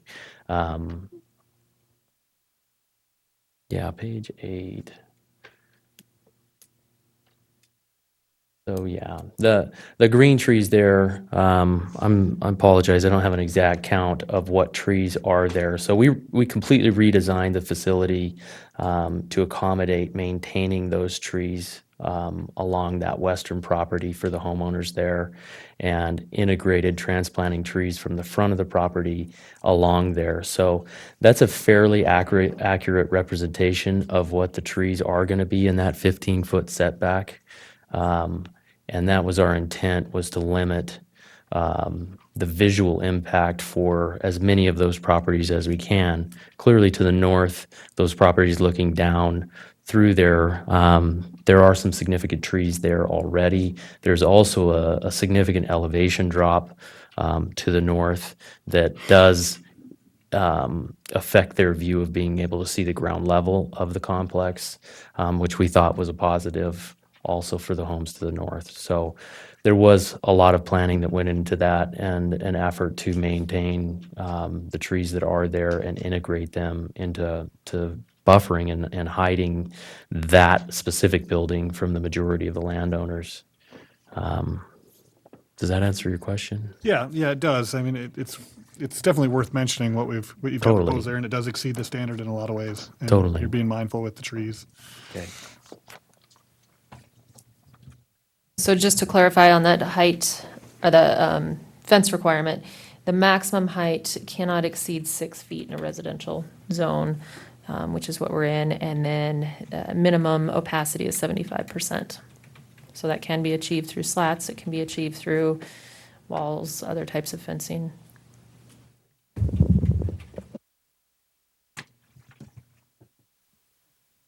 Ryan, you have anything else? No. Any other comments? Mark, can we ask a question? I think so. Used pretty I think that would be appropriate, so that's no problem. I was just along the border to my property. Is there I'm Charlie now. Is there a berm gonna be there with the fence? Right now, it's a dilapidated old fence that Mrs. Menser's got there, and some fruit trees. I'm just curious of what they're gonna do there, bordering my property. That was my only question. So you're talking about the eastern boundary? On the eastern boundary, it shows 1, 2, 6, 7 trees. When I put mine in, Jamie, I'll tell you, I had a choice, put wood or vinyl. I want a chain link. They said, sorry, can't have it. So I went with vinyl, but I had to do 2 panels a tree, 2 panels a tree, 2 panels a tree, and so forth. And that's why I was curious, are they going to put a berm in, then the fence will sit higher so it'll block some of that out? I was just curious what I'm going to be looking at. Okay, so we'll ask Mr. Stratford if he can tell us if he's going to have a berm on the eastern boundary. Again, Bridger Stratford, could you go to 7, please, Lauren? Okay, yep, and scroll down to one more, photo 8.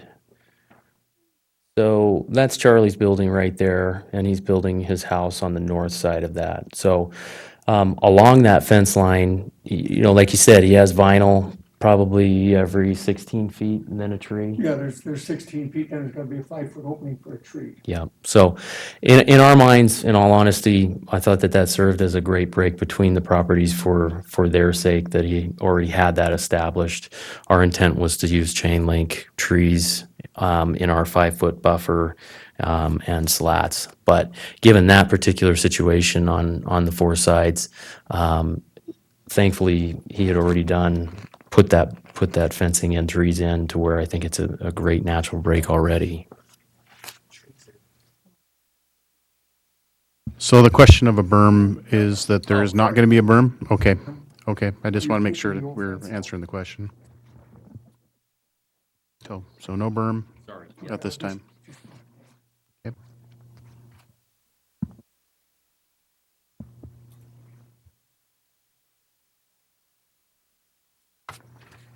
Any other discussions from board members?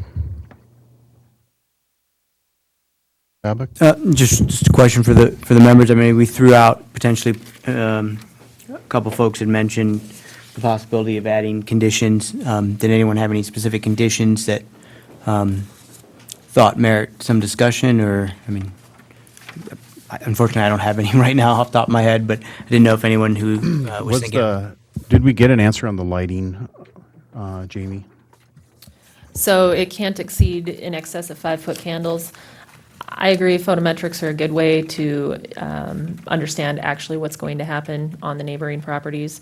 You can go less than 5-foot candles if you want.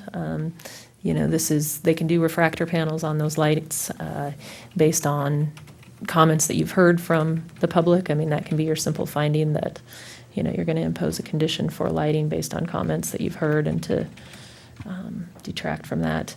Signage might be something else that you want to consider for lighting. I know that wasn't brought up tonight, but might just be something to think about.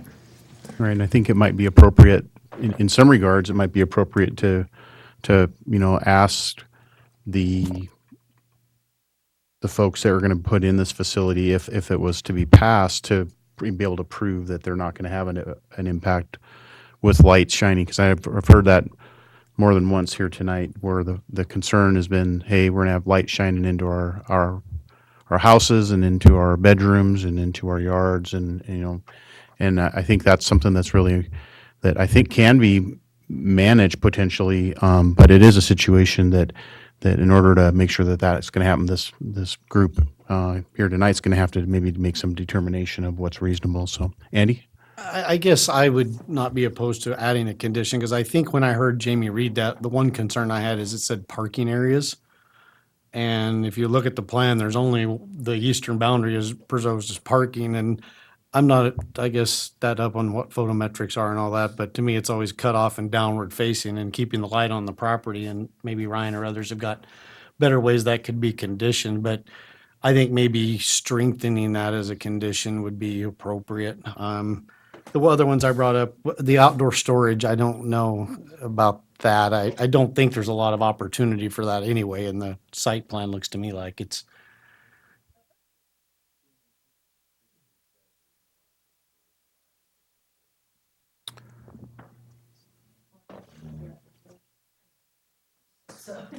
I felt the fencing's probably covered. I think in the regulation, seems like the fencing covered it, and what the applicant indicated to me, it sounds like the Yeah. regulations cover the fencing. Yeah, and we had a discussion with staff when Bridger first came into our office, and he had asked about doing outdoor storage.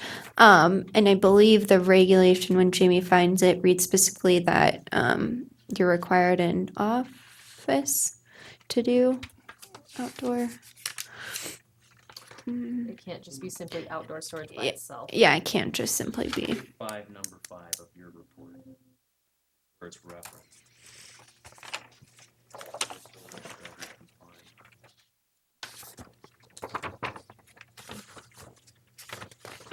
So from my perspective, the lighting, the only other one I heard mentioned was the snow removal, and I don't know, I mean, there's limitations put on hours and things, but I don't know if that's, I'm torn on that one there as well. I mean, part of me says it's a lower priority facility than primary residential and all that, but like I said, the guy plowing it may be a really bad scenario for them too, so I don't know. I'm torn on that one. I agree with you. I know in the business that I'm in, we are restricted on the hours that we can make too much noise. And if we have to do it during, evenings or overnight, that we have to get special permits to do our work. So it is something that I do know. I've woken up many times with the snowplow going by, so I guess I understand what you're saying, and kind of understand why that's a concern. So completely get it. So I think it's a valid thing to talk about, the time, some time limits on that. I mean, I don't think we can take into account a potential person who's going to service the property. I think we got to think about the immediate needs of the neighborhood. I mean, I guess that's fair enough, they could modify a schedule if we think it was a concern. It was the only thing, I heard that comment.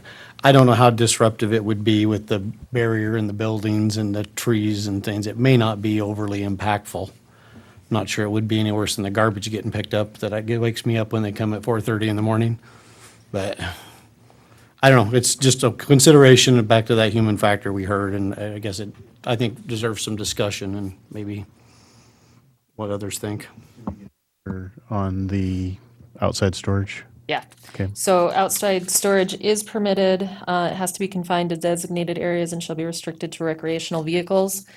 And then point Lauren made was that no outside storage areas is planned at this time with the proposed facility. Just one note on the snow removal. I don't want to be the zoning officer that has to go out there at 4:30 in the morning and monitor to see if they're meeting their time frame. So keep that in mind. They have So cameras. Jamie's gonna make me do it, Yeah. is what she's saying. I suspect you may call one of us to come and join you. Yes, that's right. Yeah. Okay. So, any other questions that we need to get answers to? It sounds like there's some consensus with regard to some cutoff lighting or a photometric survey of the lighting before it's installed to verify that we don't have light spillage off the site. I think that's a reasonable accommodation if that's something that the group is in favor of. I think Ryan's probably the most versed in what that spill might need to be limited to. Maybe not. I mean, I don't think it's out of the realm of saying zero With past the property lines. with the landscaping there, I mean, it's With the landscaping and fence opacity and everything else that we're talking about, Yeah. I think that there is some reasonableness in that. And again, the height of the light fixtures and the cutoff on the fixtures can make that an achievable an item. So without sacrificing security or other things that for the folks that are maybe potentially going to be there. So with that said, would there be a proposed additional condition that we would like to go ahead and discuss at this time, or?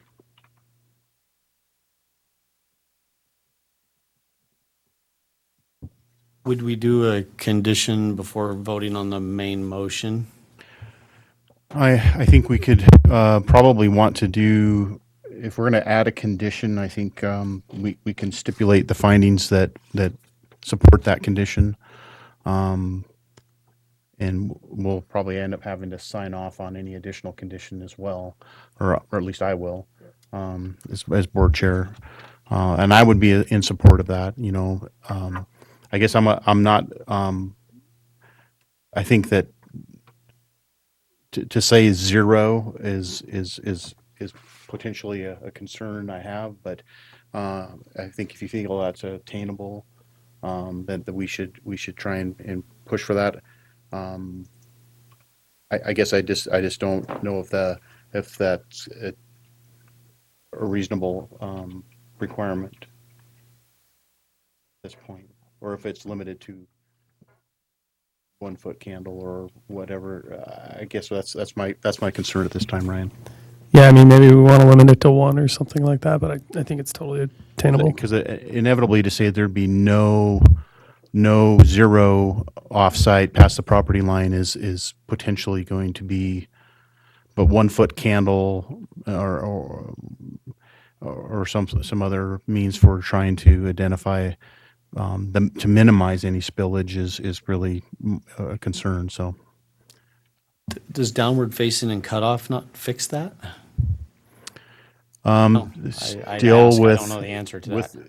well, the building design can impact with reflectivity of the siding on the other buildings and whatever, so that it may bounce and then go a different direction. So the photometric survey actually positions the buildings and the lights, and then actually takes a lot of that into consideration, so that they do actually and for lack of a better way to put it, an animation of where would the light go if in fact it wasn't placed against those buildings. So that way they can try and design it prior. And we found that they can be done very accurately if as long as the conditions for those light fixtures are well known. So. Paul, do you have anything else to add on that? No, I think that seems acceptable, and I'm in support of an additional condition that restricts lighting to the property. With some tall. Yeah, I mean, maybe we don't talk about get into the technical foot candles, but we talk about, direct light past the property lines. If that seems like a more straightforward thing to vote on. Yeah, and when we're thinking about lighting, there's, everybody's got rear yard setbacks here of 20 feet. And so even if it does spill over a little bit, they've got landscaping around it, and then they've got a rear yard. Really, the concern would be if it's getting into folks' yard, windows, building envelopes. So I do think there's some acceptable overlap there, but if it can be limited and it's reasonable and something that's obtainable, I think that might be the right compromise for permitting something like this in a residential neighborhood. So could we bring up the site plan again and number 6, please? Yes. So with the way those buildings are oriented,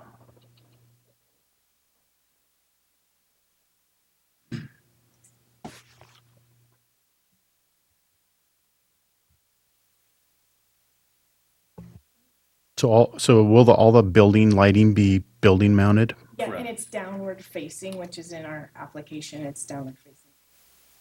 I mean, I know we didn't submit this, but are you interested?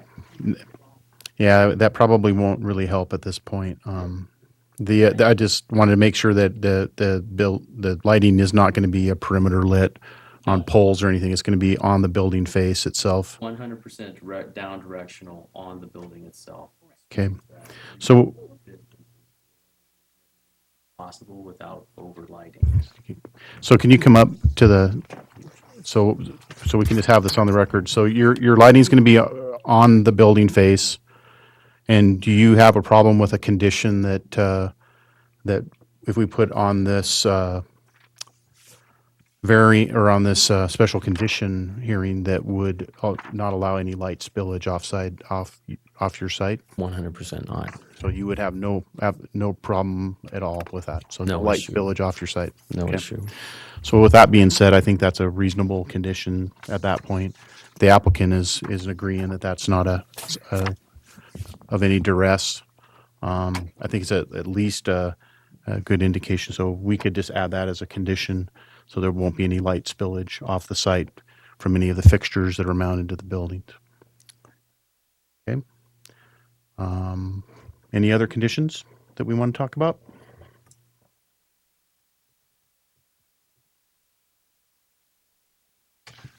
Do you have enough language to draft a condition? All right, well, I'm ready to make the motion. I move that the Board of Adjustment approve the special exception request.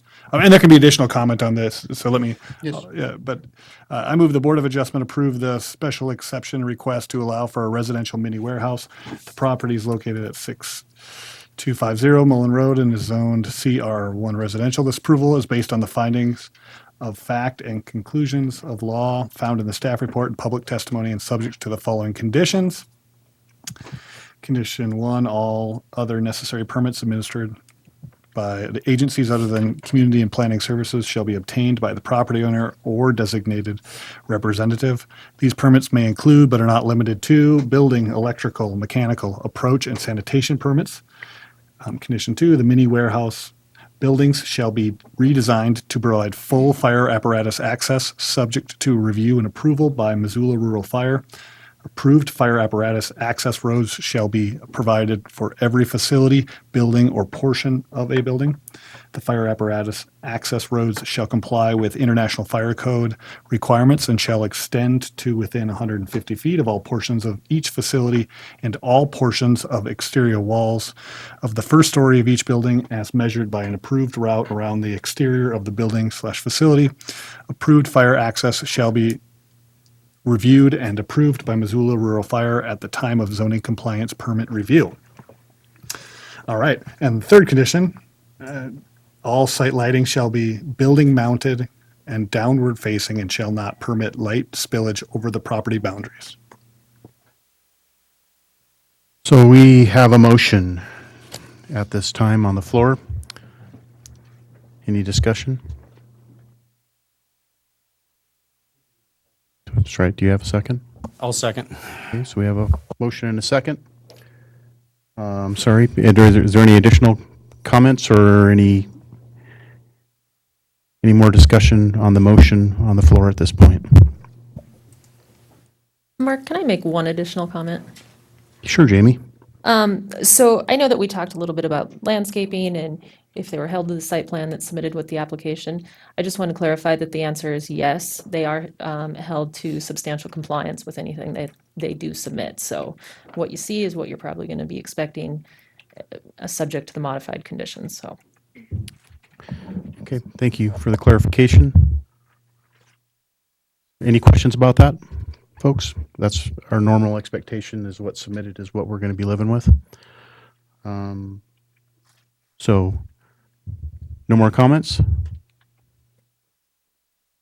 Okay, we have a motion and a second. Can we have a roll call vote, please? Andy Medford, Yes. Paul Forstein, Yes. Babak Reskafard,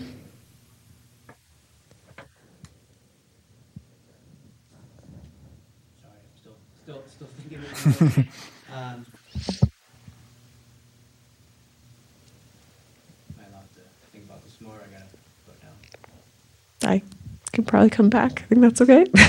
Ryan Schumacher, Yes. Mark Kobos, Yes. and Babak Reskafard, when you're ready. Not sure if it matters either way, but I'll vote yes. All ayes. Okay, so we do have a motion that has been passed, and so the special exception is, with conditions, is approved as of tonight. So thank you very much.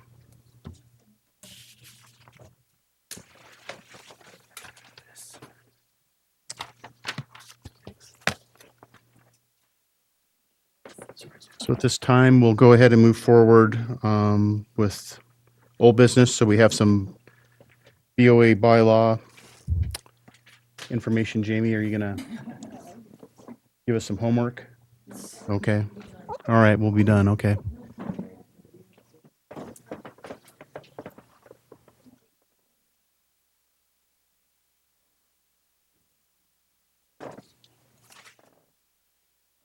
Thanks, everybody. Appreciate all your time. See ya. All right, thank you.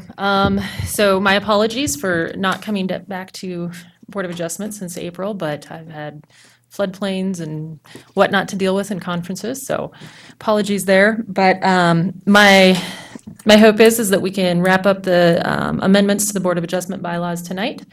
You were provided a memorandum by email with 3 changes that were incorporated based on the April 18th hearing. So those changes include revising the definition of chair. So you can see that on the screen, and that will be a member of the board who is designated to preside over the Board of Adjustment meeting. Vice chair was also amended. A member of the board who is designated as immediately subordinate to the chair and serves in the chair's absence. I'll go into Article 6, officers and duties, in just a moment, but just kind of to go through the flow of this.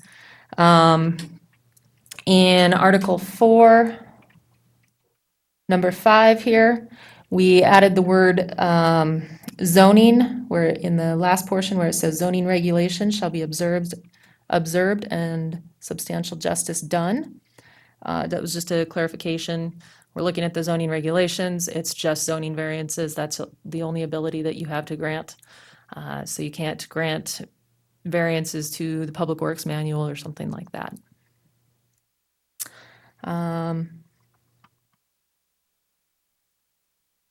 Term limits, we talked a lot about this back in April. The only suggestion that I did receive was from Ryan, and he suggested changing the 4 consecutive 2-year term limits to 5 consecutive 2-year term limits.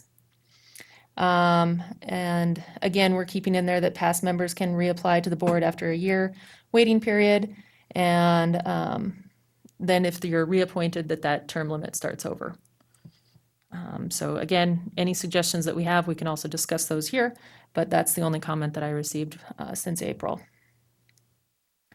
And then Article 6, under officers.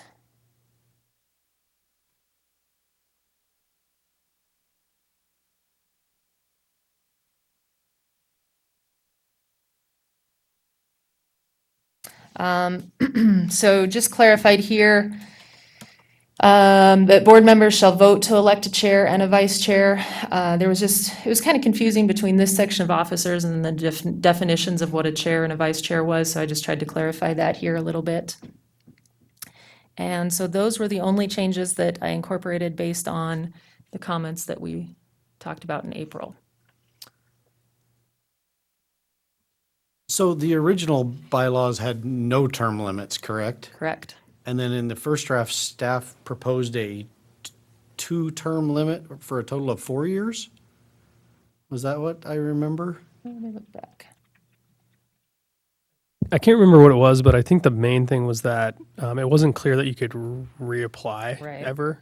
And that was the big thing that I was trying to get through, is the 1-year wait period, allowing people to reapply, but also making the year wait period happen after a certain amount of time, so that there's the availability for new people to get on the board, but also gives a board member, if they want to rejoin after a year, the possibility to reapply. So keeps the pool larger for candidates.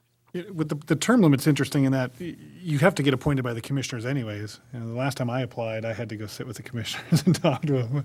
Got interviewed, and, very, much more formal than other times maybe I've gotten. But there's still, so there's always a provision in there if you're being, I mean, the commissioners don't have to approve you. They can look and say you've been here forever and you never show up or whatever, and see you later. But whatever, 10 years, it's been a good run at that point too. So I can't remember. I thought last time we had talked about including the provision, but maybe we decided it was too complicated or wasn't worth including something about exceeding the term limits if we don't have any volunteers or members of the public willing to serve, because I think we talked about that before. I know this has been going on for a while, so I apologize. Maybe we already discussed and decided that was something to leave out.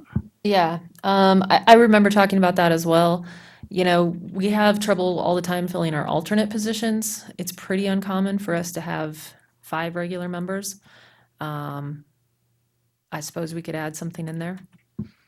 I'm just, Yeah. I mean, Yep. if it's fine, people are fine like it is, I am too. I mean, maybe, we have some, I don't know what happens if, what do people think? Do we need some little exception? If, you can't find a member, then, someone could exceed.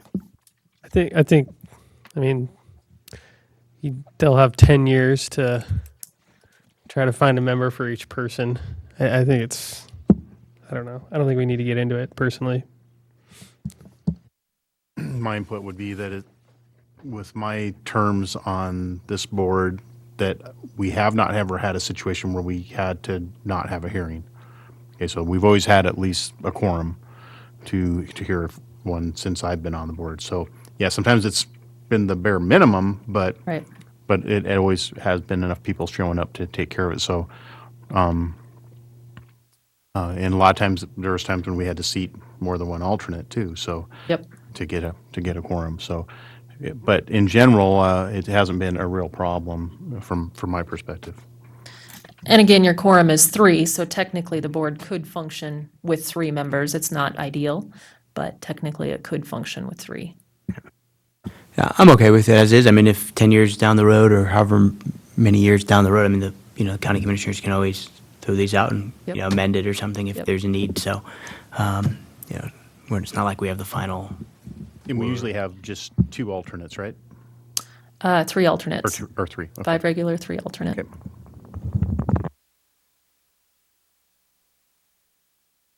But then, go ahead. I had one question for you. I know I had made a comment way back when that to remove a provision that I subsequently learned was actually in the Montana Code annotated, which was about the removal of, I thought, it seemed to me that since, as Paul mentioned, the commissioners appoint us, they should be able to, remove us at their, we serve at their pleasure. But I think the very first version said something we'd have to be removed after a public hearing, and I think, which to me seemed excessive, but I think that public hearing requirement might come from the MCA. Oh, okay. So we can certainly add that back in. Yeah, And that's in, I don't remember. it's Article 5A1. Yeah, I guess maybe if you don't mind just confirming, if it's not in the Sure. MCA, I don't think we need it. To me, like I said, commissioners don't want me on the board. That's that's their within their prerogative. I don't think we need to have a public hearing and Salem witch trial and convict me of malfeasance on the board or something.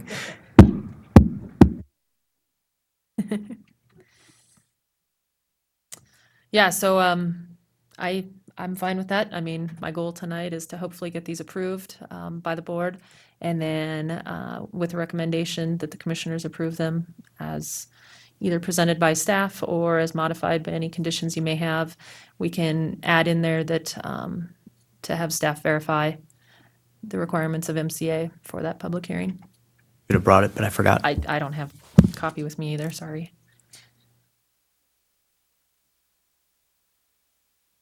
So do you want us to go ahead and make a motion? Yes, please. Paul, you're so good at that. Why don't you do it? I move that we approve the proposed September 19th amendments, underlined strikeout version of the Board of Adjustments bylaws? Question mark? No. And I'll second that. Okay, good. All right. Do we want to subject that to staff reviewing MCA for compliance with Article 5A1 Yes, with the we- requirements for a public hearing? We certainly do. Okay. I think I can speak for all of us. Yes, we're all nodding up. Yes, yes. Okay. Okay, so we have motion and a second. Do we need to, well, I guess we should do a roll call vote on this one. So if you want to go ahead and call it out, we'll. Andy Medford. Yes. Paul Forstein. Yes. Babak Reskafard. Yes. Ryan Schumacher. Yes. Mark Kobos. Yes. Passes. Okay, so any other new business? Or staff announcements or Board anything else? training. Lauren? Oh, she's got it. Just remember the board training on September 25th at 1:30. 1. Yes. Yeah, next Tuesday from 1 to 3:30 p.m. It'll be held in this room. There is also a Sealy Lake training. I don't think any of you would apply to that, but the evening session is in Sealy Lake. So even if you've gone to a board training before, they do encourage you to, go every year if possible, because they do discuss new topics. And, if you bring questions, they have a lot of time to, Go back and go back with what the audience wants to talk about. Okay, sounds great. And please do RSVP to Sarah Bell, or you can email me and I'll forward it to her if you know you'll be there, so we can make sure we have room. Thanks. Thank you so much. Lauren, I hope you feel better. Okay. So I'll be taking these to commissioners probably, I wish I could do it next month, but I know I'm going to be out, so it will probably be the following month that I get them to commissioners. But then we can start using them after that. Okay, thanks. And I guess then we'll go ahead and adjourn. So thanks you guys so much for being so patient tonight and listening. And I think it was a good decision that we made tonight. So thank you very much. Thanks.